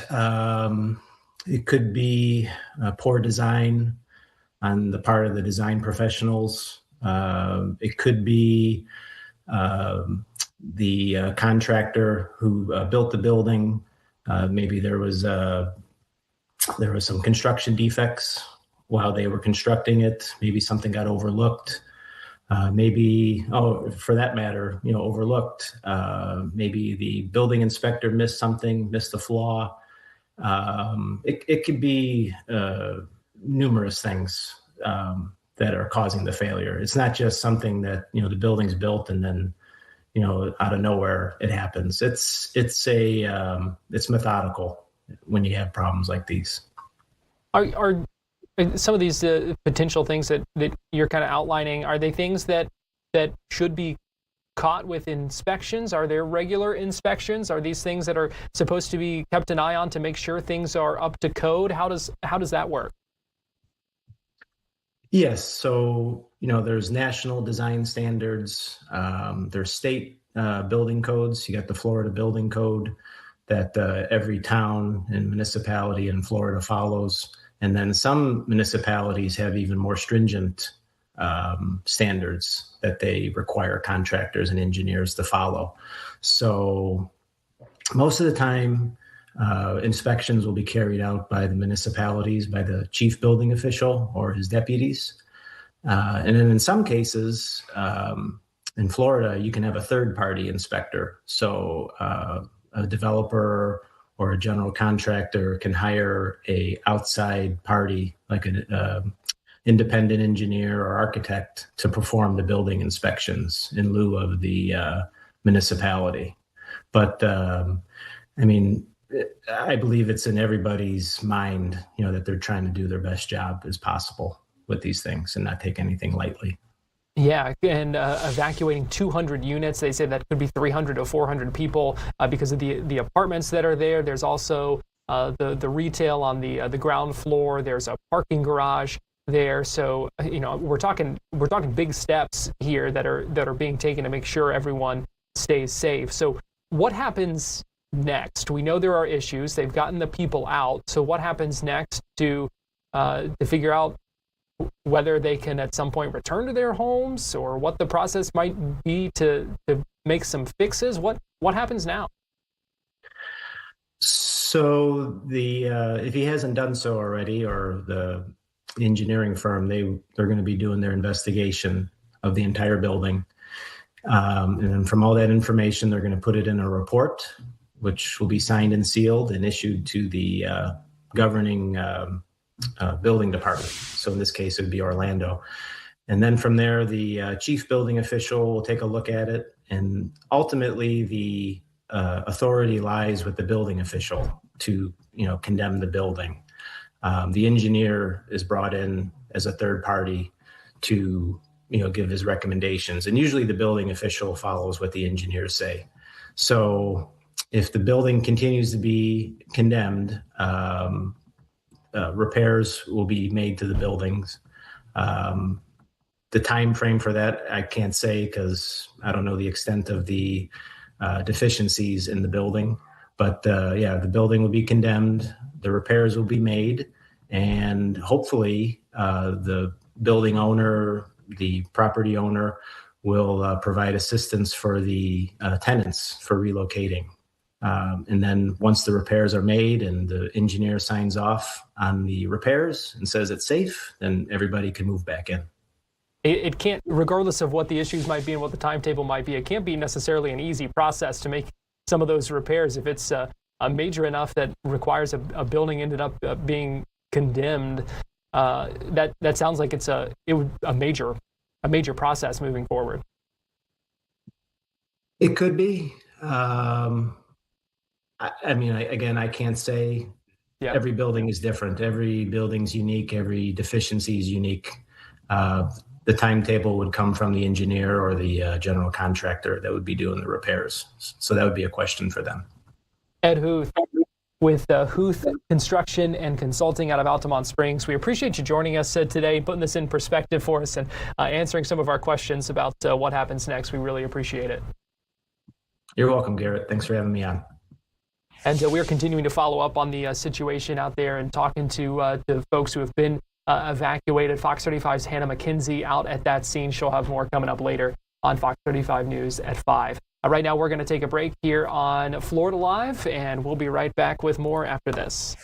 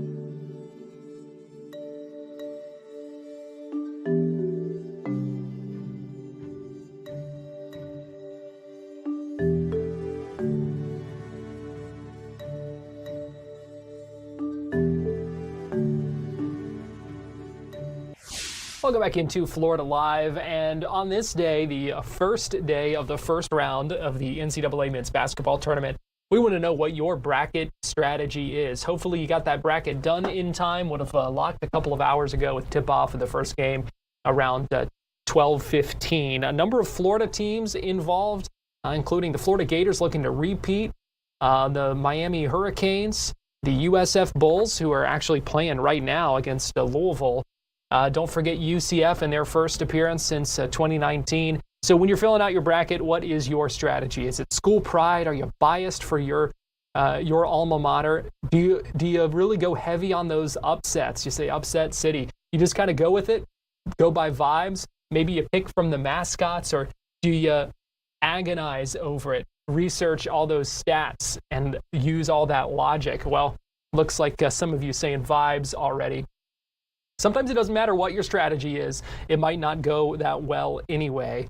So I want to go ahead and bring in Nancy Gay, who's Fox 13 senior content producer, joining us for our Tampa connection. And Nancy, we know USF from Tampa playing right now, but we want to know what your bracket strategy is. What do you go off of when you're filling out a bracket? Well, when I'm filling out a bracket, I have to go with school pride, and I'm a proud graduate of the University of Miami, so I have to cheer on those Hurricanes. All right. They will be playing, what is that, tomorrow, I guess, in St. Louis. Yes. a big game for them. I have a hard time not going by school pride. I do my best to do the stats and logic thing, but sometimes I'm a University of Kentucky grad, which is a proud basketball school for years and years. And so, I was filling out my bracket last night, I guess it was, and I looked up and I accidentally had them in the Elite Eight, and I was like, okay, I may be pushing it a little bit. I might need to reevaluate it this year. So you gotta be careful. Sometimes it catches up with you. Yeah, you definitely have to be careful, but school pride, that's, in my opinion, that's always the best way to go because you never know what's going to happen. I am not a sports person by any stretch of the imagination, but I will tell you, one year, a different company that I worked at, they were doing some type of competition for the Super Bowl, and I ended up winning. It was just based on pretty much pure luck and pure just like picking out different things and how much the score would be and how much this would be. It was a total guess, but I ended up winning. So sometimes it's just luck of the draw. So that's why I'm like, you gotta cheer on your team, be true to your school, but sometimes it's all a matter of just chance and luck. Yeah, that's why you're better off not putting too much time into it. Maybe it's the vibes people here who are gonna get the last laugh at the end of March Madness. So we'll see. Yes. All right, let's talk about some of our stories in the Tampa connection. I know the governor was in Bradenton earlier today for a bill signing. Yes, he was down in Bradenton, and he effectively put a stop to plans to build a new cruise terminal down in Manatee County. He did this by signing a bill that restricts large-scale dredging in environmentally sensitive areas. The legislation adds new protections for coastal waters, specifically targeting the Terracea Aquatic Preserve in Manatee County and the Biscayne Bay Aquatic Preserve down in Miami. Under the new law, lawmakers aim to preserve fragile ecosystems and prevent major construction projects from permanently altering those waters. Governor DeSantis signed the bill during a news conference in Bradenton, stating that Florida already has enough cruise terminals in cities like Tampa, Miami, and Fort Lauderdale. The governor said there is no need to add another port in a conserved area, especially since Tampa Bay is already home to 3 deep water ports. He noted that building a new port next door to Seaport Manatee struck many people as unnecessary. Now, the move is being called a win for community members who rallied to stop the proposal originally unveiled by SSA Marine and Tampa-based Slipknot LLC. Their plan involving building a multi-dock cruise terminal just south of the Sunshine Skyway Bridge to accommodate larger ships that right now cannot fit under the bridge to reach Tampa. The proposal faced immediate backlash from environmental advocates, as well as residents who are concerned about dredging and increased ship traffic in protected waters. Bradenton Senator Jim Boyd led the charge on the bill, which prohibits the dredging or filling of submerged lands within the preserve. Senator Boyd said the law essentially eliminates the opportunity for anyone to put a project of that scale in a specific area. And while this bill restricts large-scale projects, it does include exceptions. And those exceptions include public navigation, public health needs, as well as environmental restoration. Now, some critics, they do worry that those exceptions could weaken the protections or allow for future development in protected areas. And environmental groups say they expect the developers to continue pushing for the project, potentially leading to a lengthy fight over the future of this site. Garrett? All right, interesting stuff there. I know your second story in the Tampa connection. This is also really interesting. What investigators think they're finding out about a multi-state car theft ring. What can you tell us? Yes, this is interesting. And I'll tell you, this has been one of our most clicked on stories all day. Now, 3 men have been arrested, and they are accused of targeting high-end cars. And they're accused of going to dealerships as well as auctions. And they stole, according to investigators, nearly $388,000 worth of vehicles. Now, detectives say Yohan Gonzalez Solorzano, Javier Penate Burbe, as well as Christian Ravi Bisnath, brought these cars back to Hillsborough County to be sold, scrapped for parts, or given fake vehicle identification numbers to hide their identities. The investigation led deputies to a chop shop in Riverview where they recovered stolen vehicles, including Cadillac Escalades and GMC Yukons. Surveillance video from Christmas Day even shows the group scouting and stealing a $68,000 Yukon Denali from a lot in Tampa. Hillsborough County Sheriff Chad Chronister. He says the operation was fueled by greed and targeted hardworking businesses. Now, all three of these men now face several felony charges, including grand theft as well as operating a chop shop. Garrett? And finally, in our Tampa connection, we're learning about a scary situation that a woman was thankfully able to escape. Yes, there was three men were arrested in connection with kidnapping this woman. Now, when we got news of this yesterday, we weren't told what happened, really. We were just told that this woman had been forced into a car and driven to another location where she was battered and held against her will. And this happened, investigators got the phone call about this kidnapping around 6 a.m. on Sunday morning, and that's after she managed to escape and get help. And this morning, those three suspects they were in court today for a pretrial detention hearing, and that's where we learned that the victim was actually married to one of those suspects, and it turns out that her husband and one of the other suspects there, they had her at their apartment complex. They're outside. One of them apparently is accused of pushing her down the stairs, and that's when they were able to put her in her husband's vehicle, essentially forced her into this vehicle. And during this morning's hearings, it also came out that they then drove this woman to a business here in Hillsborough County. We are not sure what that business was, but that's where she was held against her will and battered. Now, the three men who have been arrested in connection with this kidnapping are Delberto Mina Shug, as well as Brian Parada Balboa, and 25-year-old Danilo Maturo Coasta. Now, the victim, as I said, did manage to escape, and she was picked up by family members. We are unsure of the details of how exactly she managed to escape or how long she had been held against her will. Now, the following day, that would be Monday, deputies tracked down and arrested all three of these suspects. Now, Mina Schweig as well as Parada Balboa are facing several charges, including kidnapping, false imprisonment, and tampering with a witness, while Maturo Coasta is charged with false imprisonment. Sheriff Chad Chronister praised the swift work of his deputies, stating that this was a violent incident and put a life seriously at risk. He also emphasized that those who commit violent crimes in Hillsborough County will be held fully accountable. Garrett? All right, the Fox 13 senior content producer, Nancy Gay, we appreciate you joining us with our Tampa connection today. Thank you. And we'll be cheering for your Hurricanes tomorrow in the tournament, Yes. no doubt about that. Go Canes. You got to put up the signal. All right, there you go, Nancy. Thanks. And this is our poll question right now here on Florida Live. What's your bracket strategy? Is it that school pride? Are you going with all those upsets? You try to crunch the numbers, do the stats and logic? Are you just picking based on the mascot, or are you just going off of vibes?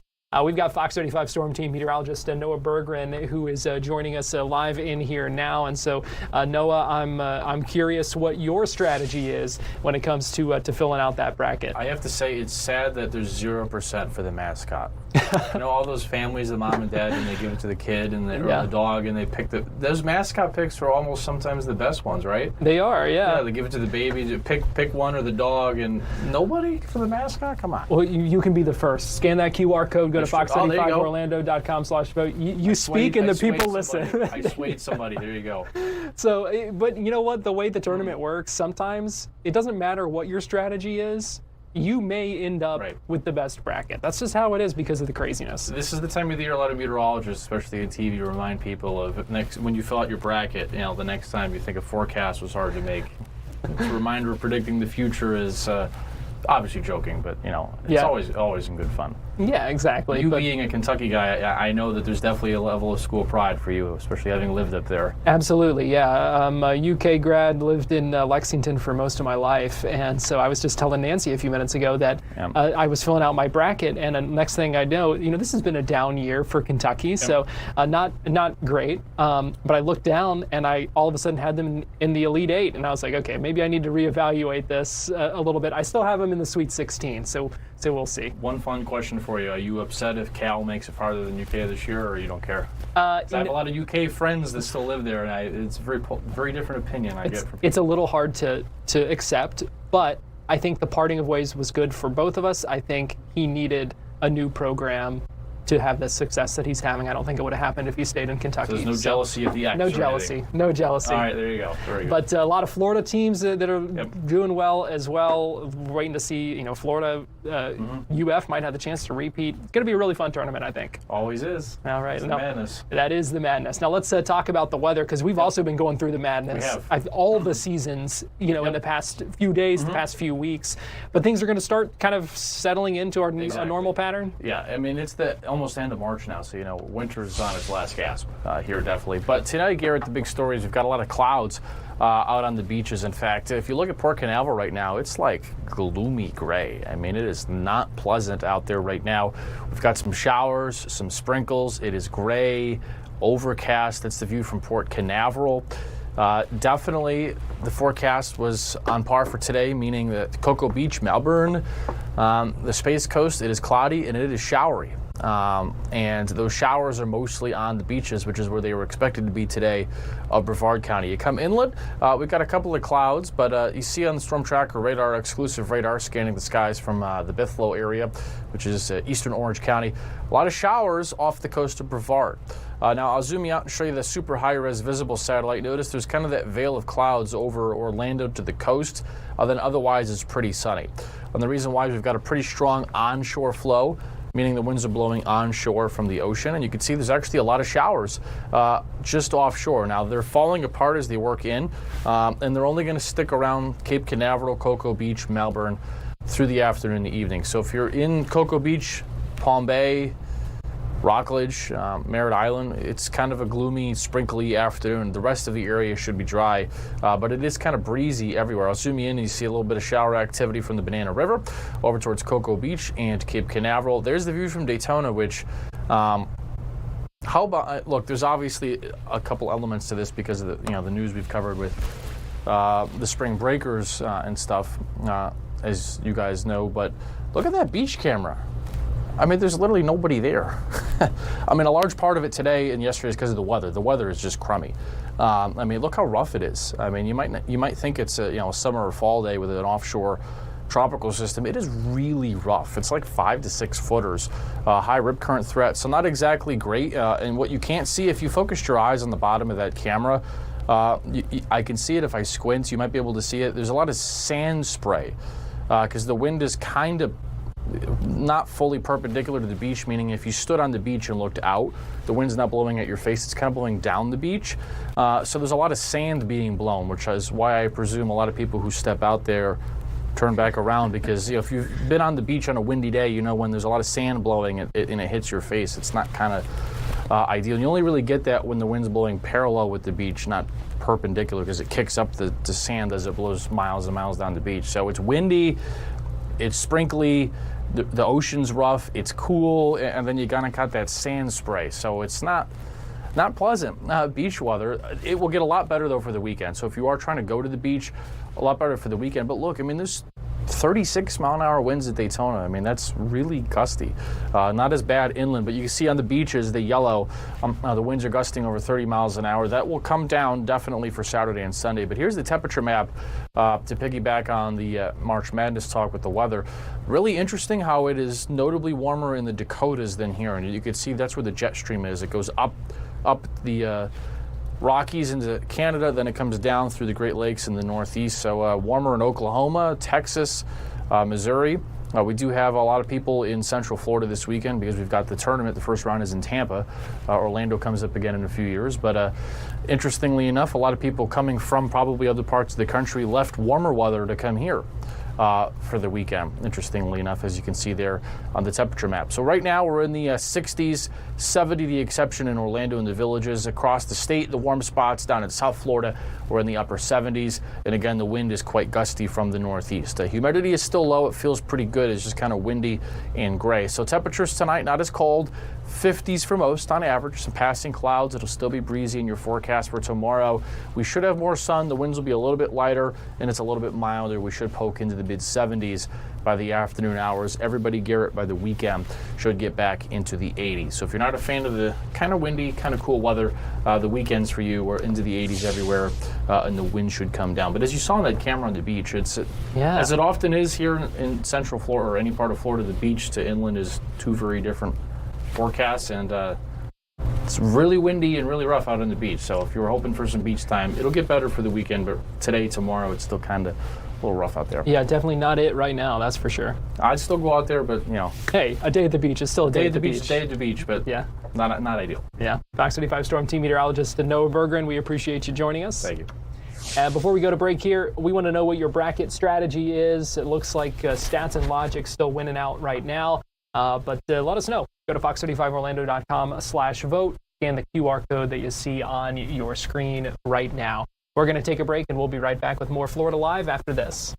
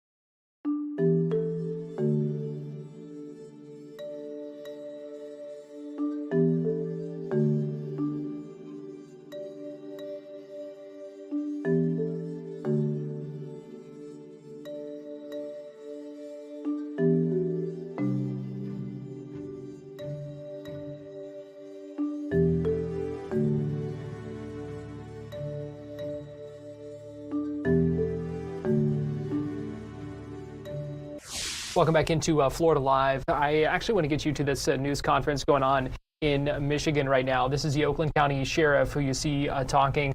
They've been giving an update on where things stand with the synagogue attack there. We've been learning some more about the damage at Temple Israel. They say they are doing a fundraising campaign to try to help with some of the reconstruction efforts. Obviously, a lot of damage from this. The suspects accused of driving a car into the building, and then that car caught on fire. So a lot of damage inside the building, a lot of work to be done. And so we're hearing from law enforcement officials there pushing back against anti-Semitic attacks and talking about the importance of the community coming together in the aftermath of this. So we're going to go ahead and listen in for a few minutes here live from Michigan. County is in this very room. I called all the chiefs together after an attack in Mumbai and said we need to train together and have more equipment together. And we did that in this room and created an organization called OTAC that regularly trains all of the police officers, and now we brought in our fire service partners so that we can do that training. That's unique to this county. As I said, I've been president of Major County Sheriffs of America. We have a deeper relationship and partnership with state, local, and federal than I've seen almost anywhere, and that's going to continue. long answer to your question, but I think it's multi-layered. When you have an event, you have to analyze it. Mel Greer with the Jewish News. I have a question about some practical suggestions for saying something. I was on a neighborhood forum next door, and people were talking about it, and one of the comments was, the cops must really love Israel because they sent so many people there. And somebody quoted how many officers were sent to Oxford. It was almost the same, but how, I mean, that's just one, insidious example of it. But how, because I know people are afraid to stand up because some of these people are dangerous, it's obviously, So can you give some practical suggestions for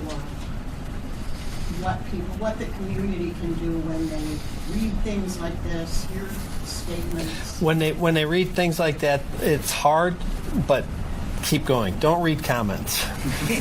People get in their basement, they get empowered, they're trolls.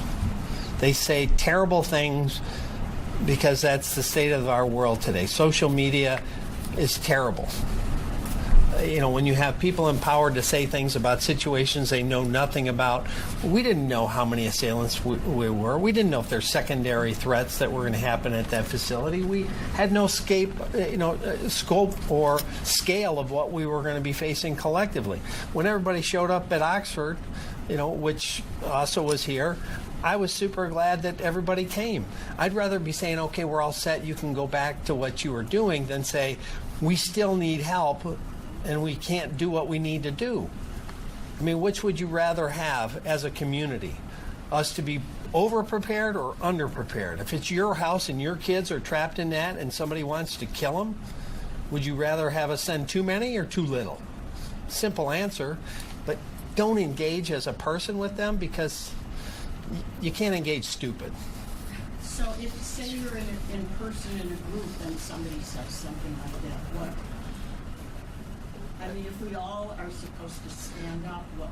Well, the answer is, would you rather have an over-response or under-response? Would you rather see people die because they don't have enough resources on scene and wait for others to get there? Or would you rather have them get there and say, we got enough, and send them back? I mean, it's a simple thing. And the same person is probably buying way too much homeowners or renters insurance and car insurance, not anticipating that their house is going to burn down, but they're prepared for it. So we need to be prepared for whatever we may face. And sometimes we don't know what that will be. We try to look around the corner and see what the threat may do or how it may adapt, and we have to adapt and evolve to be able to meet it. After the Virginia Tech shooting, I ordered bolt cutters put in our cars because that attacker had chain doors. So we try to look around the corner and we try to come prepared with as much and more than we need. We can always scale back. And if people don't like feeling that safety net, they can move to a less safe county. The sheriff of Oakland County, Michigan, responding to some criticism about the response to the attack on the synagogue there. We're going to go ahead and take another break here on Florida Live, but we'll be right back.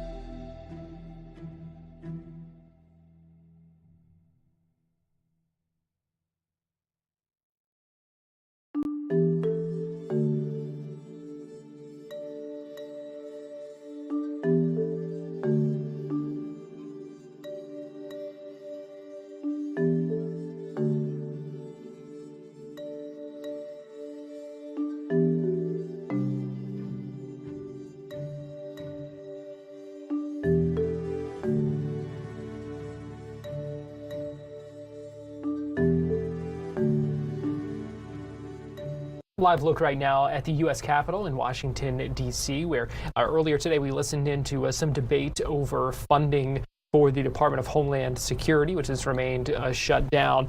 Meanwhile, let me give you a live look inside a news conference and one of the galleries, the Senate galleries, where Senator Mike Lee, Republican from Utah, among a number of Republican senators, holding a news conference right now about the Save America Act. That's the elections reforms, the voter ID and citizenship check requirements. Let's go ahead and listen in as they talk live right now on Capitol Hill.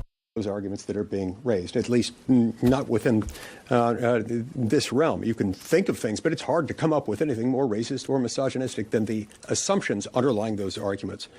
So look, showing ID and proof of citizenship is something that Americans have to do every single day to get a job, to start a job, to board a plane, to open a bank account, to enroll in school, to shovel snow in New York City, to get veterans benefits, to get Social Security benefits, to get a hunting license or a fishing license or pick up a prescription, or to get into the Democratic National Convention, where you have to prove identity with a voter ID, and you have to, in order to be able to participate in the proceedings, show that you're entitled to be there and that you're a delegate.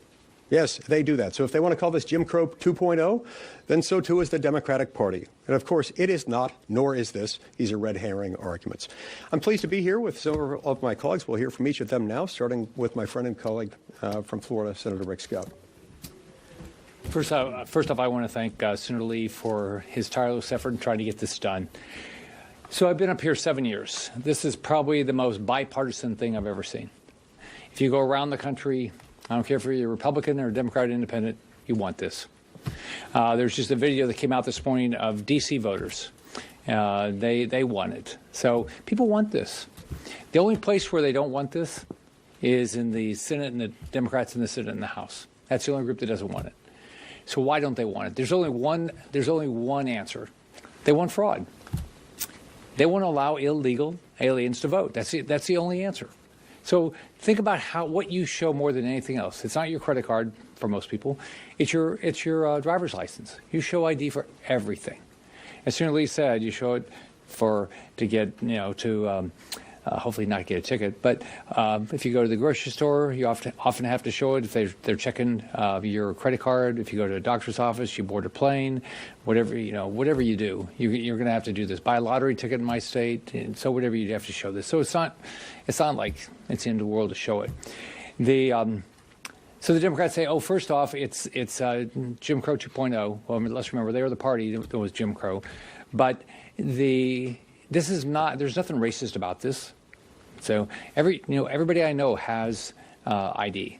And think about it, they say married women. Oh, it's going to be disenfranchised married women. No, I'm married to a married woman. I have 2 daughters that are married, and I think they can figure out how to get whatever ID they want, how to vote, all those things. They don't need anybody telling them what to do. They can figure this out. So any Democrat that says that women can't figure this out, they're stupid. So we're on this bill. I think we've got to keep working on this bill. The way I look at it is there's 3 ways to get this passed. The best way is for the Democrats to come to their senses. Come to their senses and say, you're right, we ought to get this done. That's number one. Number 2 is we can find a must-pass bill to try to add it to that. And number 3, we can say, is there a way to do it through the talking filibuster, or is there another way like that? But this is important. This is important to secure elections. Trump secured our border. He needs us to secure elections. The American public wants us to secure elections. I don't think there's anything I've done up here. Maybe as governor, there's something like daylight savings time, but up here that is more popular than getting this bill passed. So I hope we'll be able to get this done. So now let me turn it over to my colleague from Oklahoma, James Lankford. Senator Scott, thanks. This is not challenging because it's every single time we vote, every single election in Oklahoma. It's funny to me the number of people that come and say, how would this ever work? And I just smile and go, well, we figured it out. Everybody else knows how to be able to do this. In every election in Oklahoma, every single person who votes has to show ID. And I mean every single person who votes, in person or by mail. Our mail-in votes in Oklahoma are done when they actually show up at a spot to be able to mail in and get a notary to be able to look at their ID, to be able to take the envelope that's about to be matched, to match the name that's on the envelope and the name of the ID, and then it actually is notarized and then goes in the mail. Every person who votes in Oklahoma, whether by mail or in person, has to show ID. And you know what? We have a lot of people that show up to vote. This is not challenging here. And it's the most simple, basic thing that we actually deal with when we talk about the Save America Act, this basic principle that citizens vote and you have to show ID. You can't just walk up and say, my name is John Smith and I should be on that list somewhere, check off that's me. You have to actually verify that that's actually you at that point. So we know one vote for one person, and that's all they get. It's also interesting to me when I think about this most basic element, that is, you have to be a citizen to vote. And I have some of my colleagues that will go back to the 1965 Voting Rights Act. And I go, do you realize the 1965 Voting Rights Act begins with the phrase, all citizens? That's how it starts. All citizens. It was the most basic principle of that bill, began with the simple statement of all citizens. This is a simple trust and verify piece that we're trying to be able to put into place to say we've already agreed that this should only be for citizens. We've already agreed that there should be consequences if you're not a citizen, but we're just not verifying it and checking it. Again, I have folks that have caught me and have said, well, this is just a non-issue. Non-citizens just don't vote. In Oklahoma, several years ago, we actually passed a law, a state law in Oklahoma that was pretty simple and straightforward.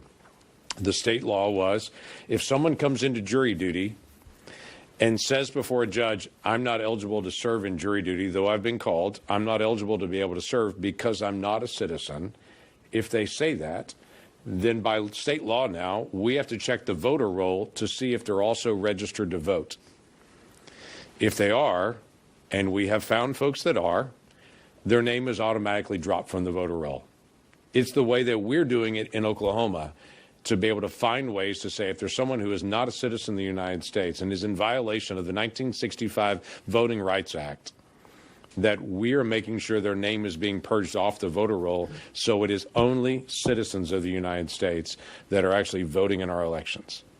You know what? We still have elections. We still vote. Somehow we as Oklahomans have figured it out.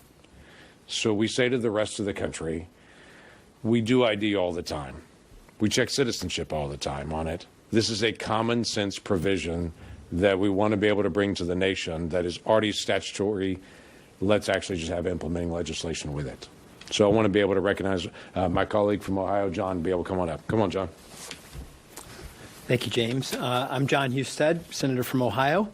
But for the purposes of this discussion, I was the Secretary of State of Ohio from 2011 to 2019. I was Ohio's chief elections official. I'm one of the few people in Congress that's actually ever been in charge of an election.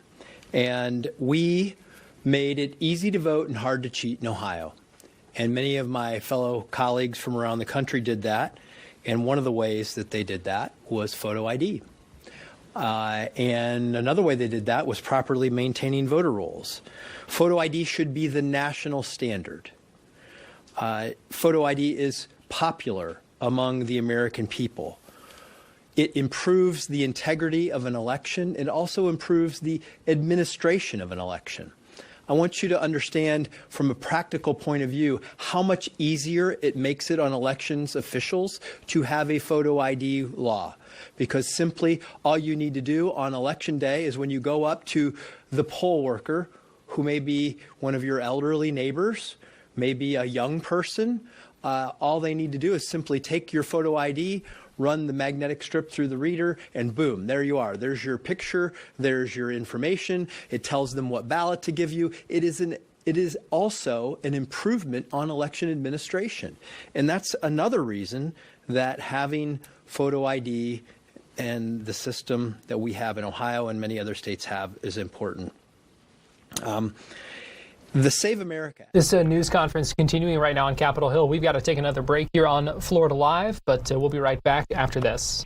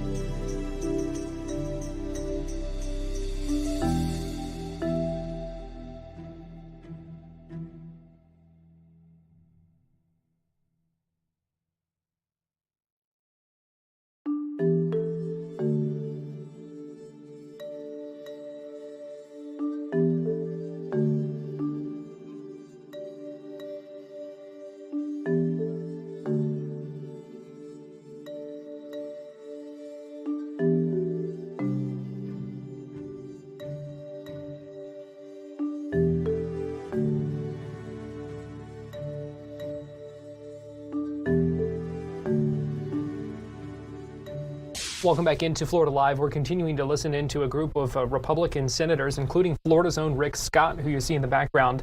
This is Katie Britt from Alabama who's speaking right now, but they're talking in support of the Save America Act. Senator Scott, when he spoke just a few minutes ago, talking about his time in Florida and saying there's a lot of support, he believes, for this legislation. Let's go ahead and listen back in as this news conference continues on Capitol Hill. Make sure that you have one, because we also understand that it is fundamental to actually achieving the American dream. So for many of my colleagues, they have said that this is unattainable for certain segments of the population or certain people. I find that wildly offensive. And I am here today to say that if that is your argument, let's drill down on that. Because you can't rent a home, you can't go to work, you can't shovel snow in New York City without an ID, and you can't get into John Ossoff's campaign event. So I'm pretty sure as we look to try to achieve the American dream, whether that's getting insurance, whether that's getting a car, whether that's signing your kid up for school, you need an ID. So if my colleagues continue to say that there are certain segments of the population that can't get one, why don't we deal with that? Because I want every American, regardless of their zip code, regardless of their background, regardless of their state, to be able to achieve the American dream. And without simple identification, they can't do that. But let's secure our elections. Let's do it now. When you go pick up your ballot, it'll still be there if you have to show your ID before you get it. And I am excited to hear so many of my Democratic colleagues come to the table and say they're for this too. I look forward to watching them follow through with that on the Senate floor. This is the same party that you remember made us have vaccine passports to go out to eat during COVID, and has done so much more infringing on our individual rights. I certainly look forward to them helping to protect one of the most important ones, and that's the right to vote. So thank you for your leadership on this, Senator Lee. I say let's get this done. We're certainly not going to quit until we do. Thanks so much. Thanks for being here. All right, I think we've got 10 or 15 minutes. Let's get through questions. Yeah. There'll probably be a Democrat coming to the floor from the bright blue state to object to John Huston's UC request. Are you going to seek a roll call vote on this photo ID provision as an amendment to the bill to put every Democrat on record, or more specifically, this weekend votes on Saturday and Sunday? What do you think? What amendments do you think you'll be voting on? Well, my personal overall emphasis is going to continue to be on the bill in particular, but I intend to be there when Senator Husted offers up his amendment, and be there to speak in support of it in the event that I've got something there to offer, because I think that too is very much worth supporting. As far as what else might happen, I'm not sure, and I'll leave others to speak to that. If your question is whether Senator Husted is seeking also a roll call vote on it, I don't know, and I want to speak for him. But do you want to weigh in on that? We'll see what happens on the floor. Given how many Senate Democrats yesterday indicated openness to the voter ID provisions, it'll be interesting to see who, if anyone, steps up to object to that. Yep. You said, or I think wrote on Twitter a few days ago, that Republicans will lose power likely for a long time if Save America does not pass. Can you expand on that? How do you expect that to work? Look, obviously nobody can know the outcome of an election. A lot of ink has been spilled in explaining how very often in this kind of framework, a new presidential administration comes in and you've got majorities in both houses of Congress aligned with the president's party. There are sometimes difficulties holding on to both houses, in some cases either chamber, following that alignment. And so a lot of people point that out. When you add to that the amount of support for this legislation within our base, but also within the base of the other party, if we don't get it done, or at least do everything that we possibly can to try to get it passed, I think there is a very significant risk that our own base doesn't show up for us in November. We worry about that. We also worry about the integrity and the security of our elections. Nobody knows exactly how things will pan out, in part because we don't yet know the extent of the problem. What we do know is that in the states that have started reviewing their voter registration files in order to weed out those who might have registered, perhaps inadvertently, perhaps intentionally, already there have been thousands of voter registration files identified just in the handful of states that have been doing their own review. The states that have not been doing their own review would yield really significant results if those reviews began. But a lot of those same states that are run by Democrats are not only not doing their own review, they're refusing even to share their voter registration files with federal officials in an attempt to try to. This news conference with Senator Rick Scott in the background there continues live right now. We're out of time here on Florida Live, but our live streaming news coverage continues over on Fox Local in just a minute, so we will see you there. Thanks for joining us today.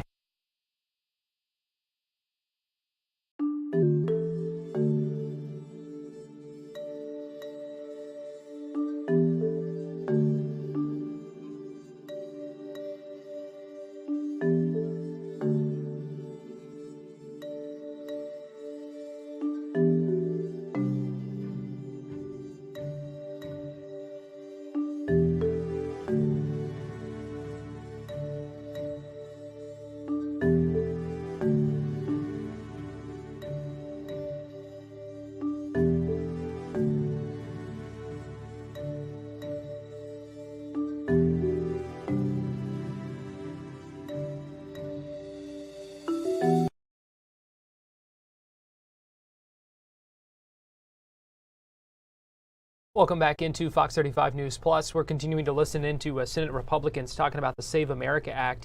This is Mike Lee from Utah right now. Heard from Senators Rick Scott of Florida about 10 minutes ago. Let's go ahead and listen back in as they take questions now. Like that provision yourself, you think it's good? Well, I think it's one of many provisions in there that is designed to make the impact on the voter and or on the participating jurisdictions easier. No Democrat I know of has complained about it. Yeah, I haven't heard it. Yeah. Given that Schumer said that Democrats aren't necessarily opposed to photo ID, would you be in favor of trimming down the Save America Act to only focus on photo ID? And have you received any indication that the White House would be in favor of that? Yeah. And first of all, because of Senator Husted and his great idea on this, they'll have their chance this afternoon to state their position on that. State their position on whether to support that and what they would do with the rest of it. If your question to me is, would I walk away from the rest of the bill and say, oh, okay, well, we got this, so never mind. No. We're going to continue to push the rest of the legislation. If we can get that passed separately, fantastic. And we'll focus on the rest of the provisions. The two things are necessary for different reasons. And there again, if somebody comes up with a good faith, productive suggestion about how we could make those provisions better, I'm all ears. I'm open to suggestions. But the freestanding independent concerns would remain. It would be fantastic if we get this win. They shouldn't object. They should allow this to become law, and I think the country would be better off for it, and then we could move on to the other items. But I'm not going to walk away from the rest of it because, remember, the whole reason we're here, what started the original SAVE Act was this realization of a confluence of events and changes in law and the interpretation of law over the last 33 years since NVRA was passed that have resulted in 30 million plus non-citizens in the United States, 10 to 15 million of whom came into this country unlawfully between 2021 and 2025 alone. And then the Supreme Court's ruling in Arizona versus Intertribal Council of Arizona, where they said that if you are dealing with an NVRA-supplied voter registration form available in DMVs of almost every state, even if you know somebody is a non-citizen, you cannot attempt to verify citizenship because it's somehow preempted. That is an independent freestanding problem.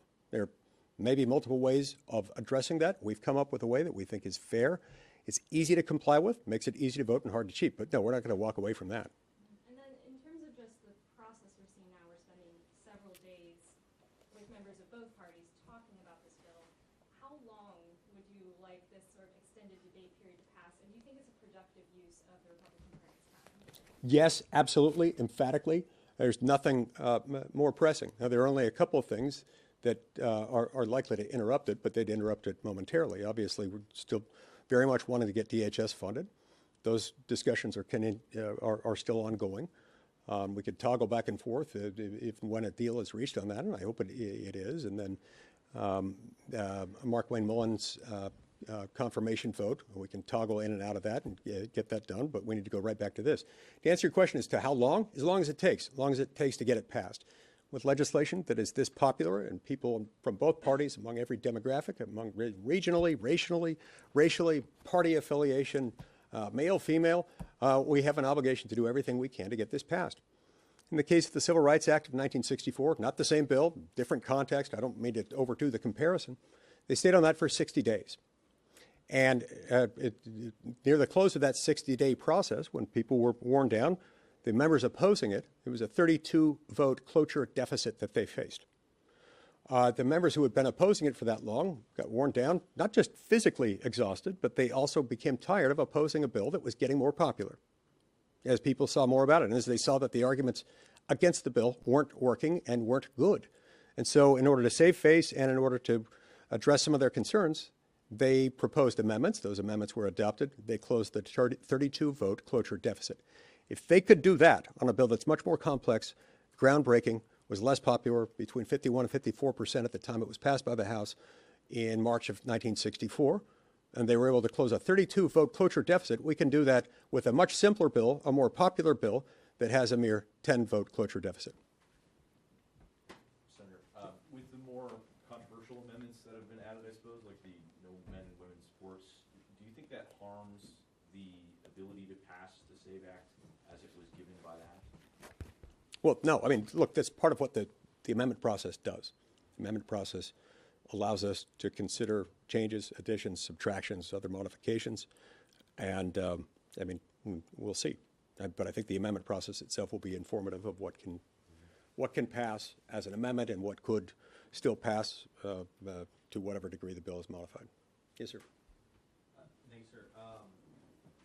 Following up on the idea of separately passing a voter ID requirement, let's say you guys stay on this for a while, you've got Democrats coming over to your side on the ID thing, you get through Mullen confirmation, funding DHS, would you be open to under cloture, at some future point in time at a 60-vote threshold trying to pass the voter ID provision specifically because you might not be able to get all Democrats to not object, but you might be able to get 7 or 8 Right. who are willing to vote for that. Right. That's how they finished the job in '64. Enough came over, they were able to achieve So leaving cloture. the rest of the Save America Act on the table?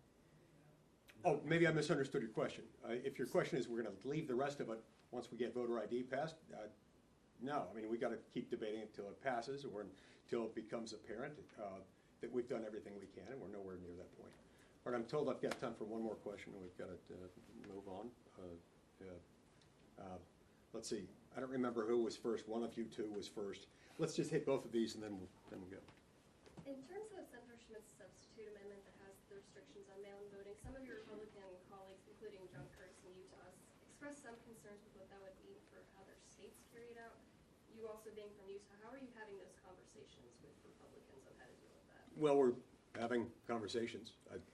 It's not yet certain how that vote will turn out and what negotiations might ensue, but yeah, we're having a lot of conversations about Or what amendments we'll vote on. Yeah. Some of your Senate Republican colleagues have raised concerns in recent weeks that what they view, I think, as an online pressure campaign is counterproductive for the conference writ large. Have they raised concerns with you directly, and what is your response? Well, look, it's a popular bill, and popular bills create their own organic support bases. Every time I talk to activists, people who support this, I'm like a broken record, telling them, catch more flies with honey than with vinegar, and I recommend encouragement and focusing on the positive elements of the bill. If they do what they do, it is what it is. Thank you. Thanks so much. Thank you.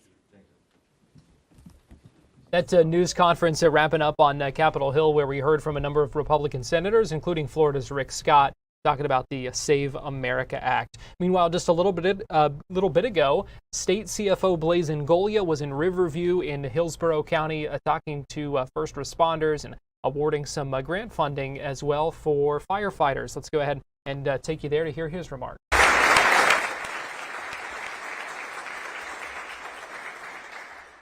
Good morning, everyone. It is a great, beautiful day in the great state of Florida.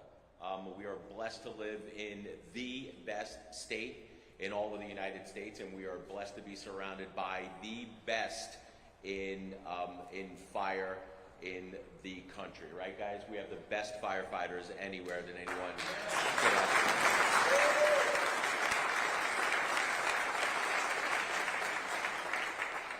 So on behalf of the state of Florida, we thank you for everything that you do every day of the week and helping keep us safe.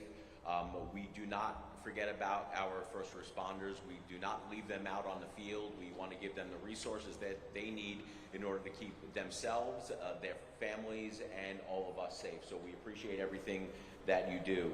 It is an honor to be here today with State Rep Owens and soon-to-be Speaker of the House, Jennifer Kennedy. I will tell you that this whole press conference was set up for one reason, and that's so Rep Owens can say a couple of lines on camera. So I was more than happy to oblige for you today.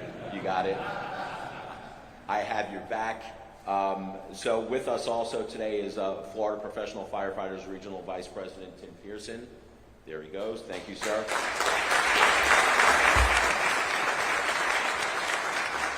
Hillsborough County Fire Chief, Chief Jason Dargety.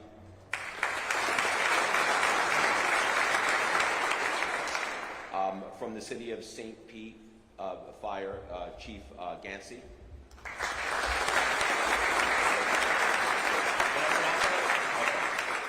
I just want to make sure I'm pronouncing it right. Are you Italian? Then I would have really screwed it up. But we do have the same barber, so I appreciate that. City of St. Pete Beach Chief Jim Kilpatrick.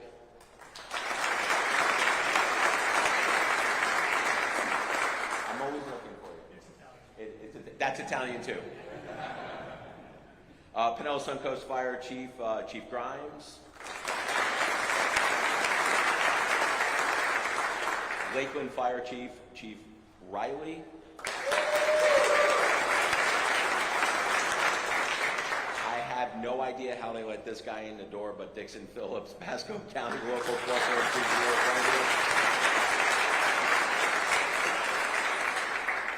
I can't believe you're up here with me.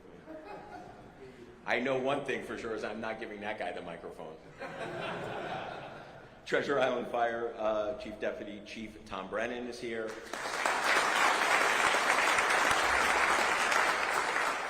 And from Temple Terrace Fire Division, Chief of Operations, Chief Murley. Everybody give them a big round of applause for all of them.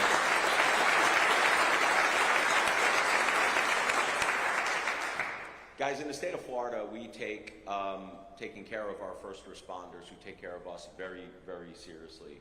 They are our hometown heroes, and they are the backbone of our communities here in the state of Florida.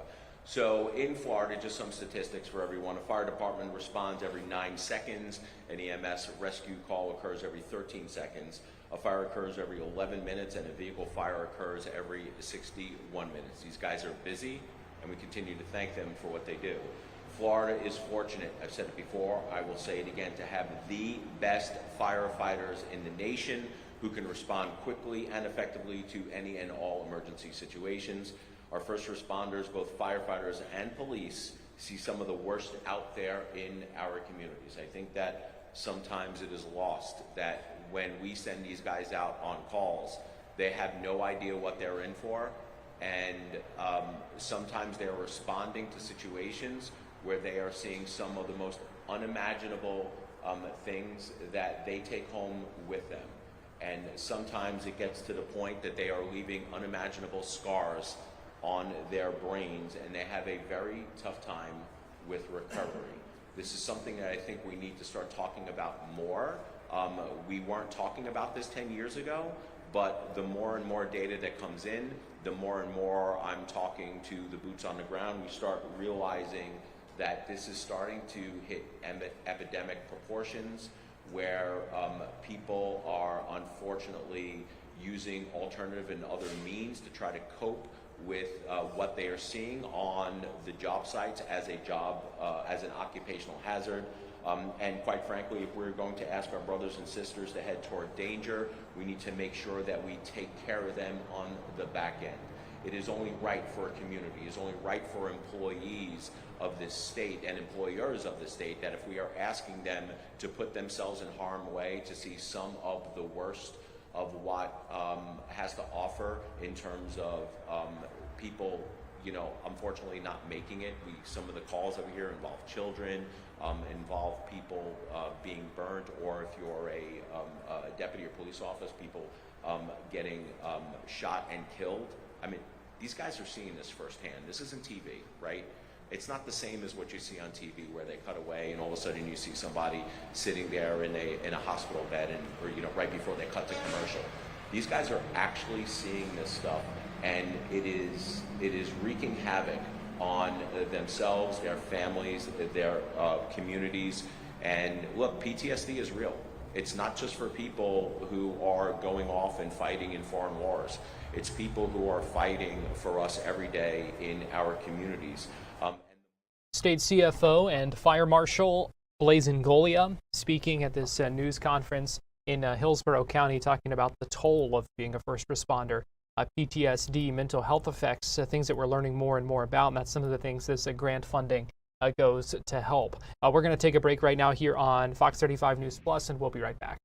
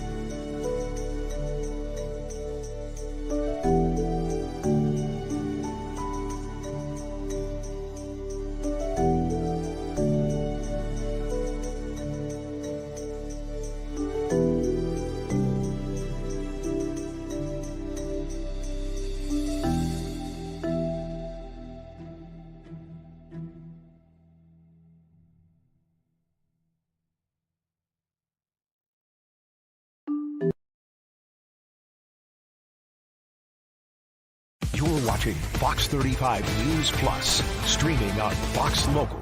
Welcome back into Fox 35 News Plus. Tonight, it's the Tampa Bay Rays spring breakout game against the Mets in Port St. Lucie. These spring breakout games are where we really get to see showcased some of the top prospects on these teams. And Fox 35's Johnny Jackson had the chance to speak with Alex Murphy, who's the co-founder of the Raise the Roof podcast, about what we can expect to see from the Rays' top prospects in that game tonight. Yeah, it's going to be an interesting vibe is what I would say, because if you look at the roster, the Rays have a little bit of a bigger roster than some of the other teams. I believe it's 27 players overall that are in it. I'm looking at it right now.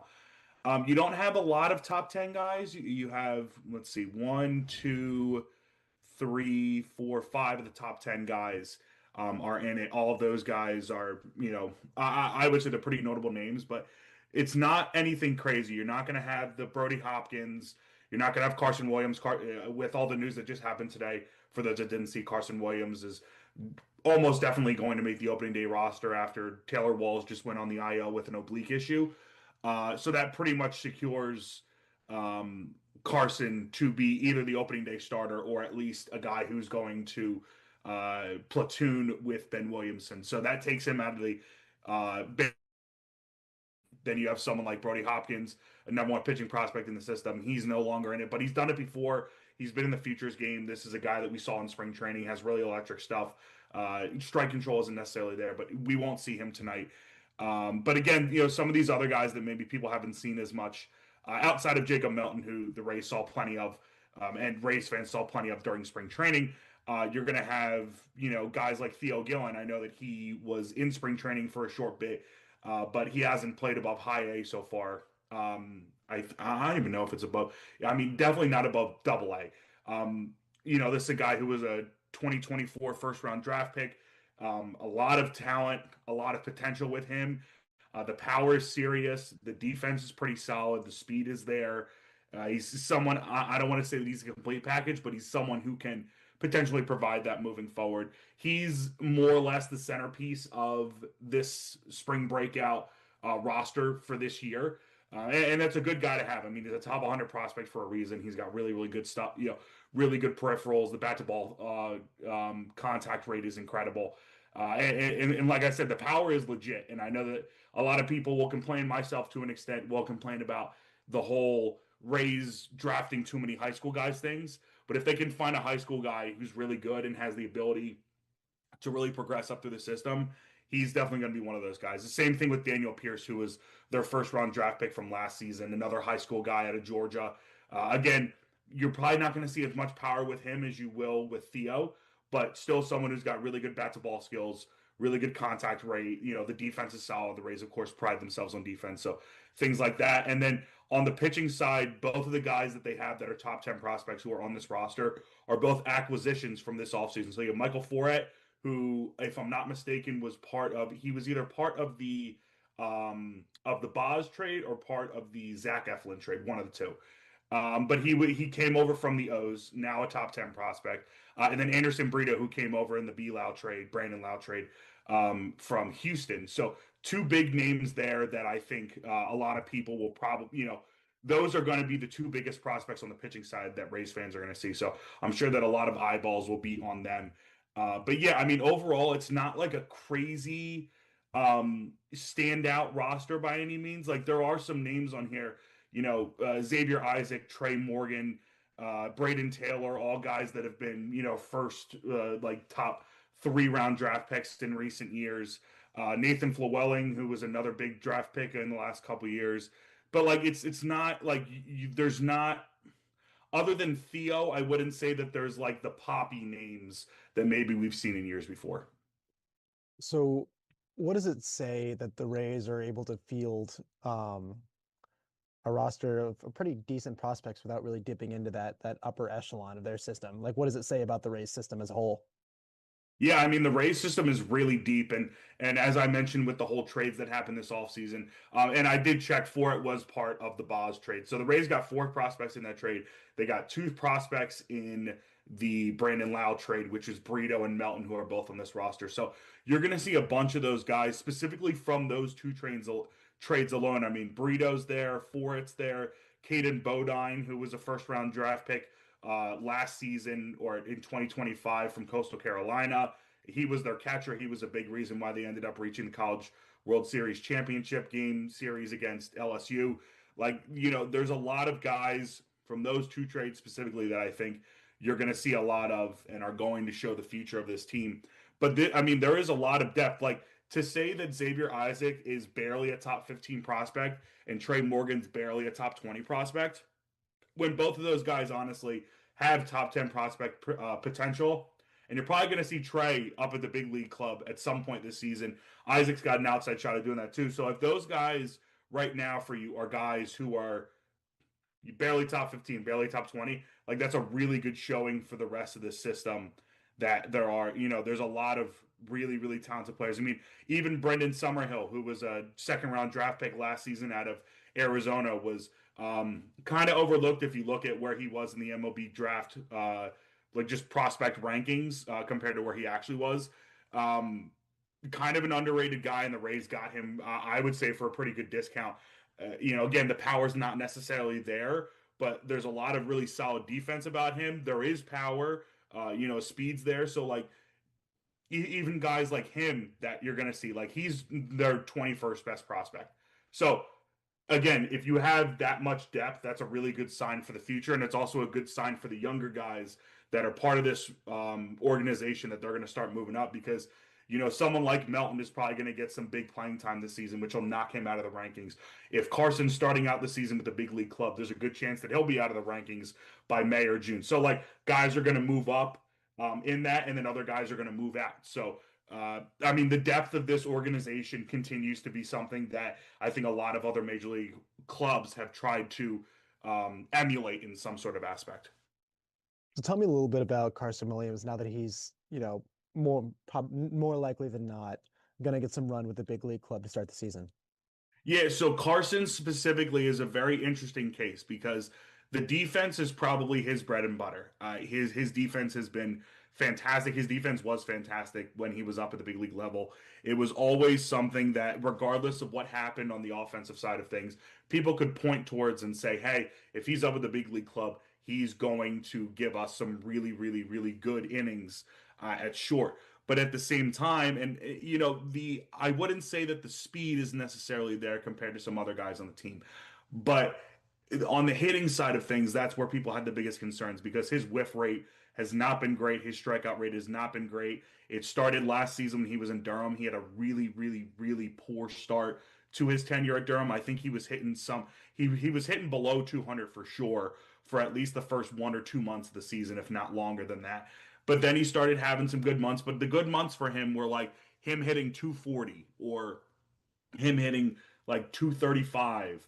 And then, but the homers came with it. The big thing about him is that if you can suck up the strikeouts, the homers are going to come. Like he's a guy, I would say he's a guy who probably has 20 to 25 homer potential consistently. I mean, maybe he'll pop off and have like a 30-plus homer season. Like I don't want to necessarily compare him to Bilal because Bilal had 2 30-homer seasons in his career. And in college and even in the minors, he wasn't necessarily touted as that big slugger guy. Carson's much more touted as a slugger. But again, I don't think that he's going to hit that rate of 30-plus. I think a good season for him, a fully fleshed out season for him. And also, I think it's important to go back on the K rate. He definitely worked on that at spring training, which was great to see. It seems like the whiff rate was down there. The K rate was down there. He was being more patient at the plate.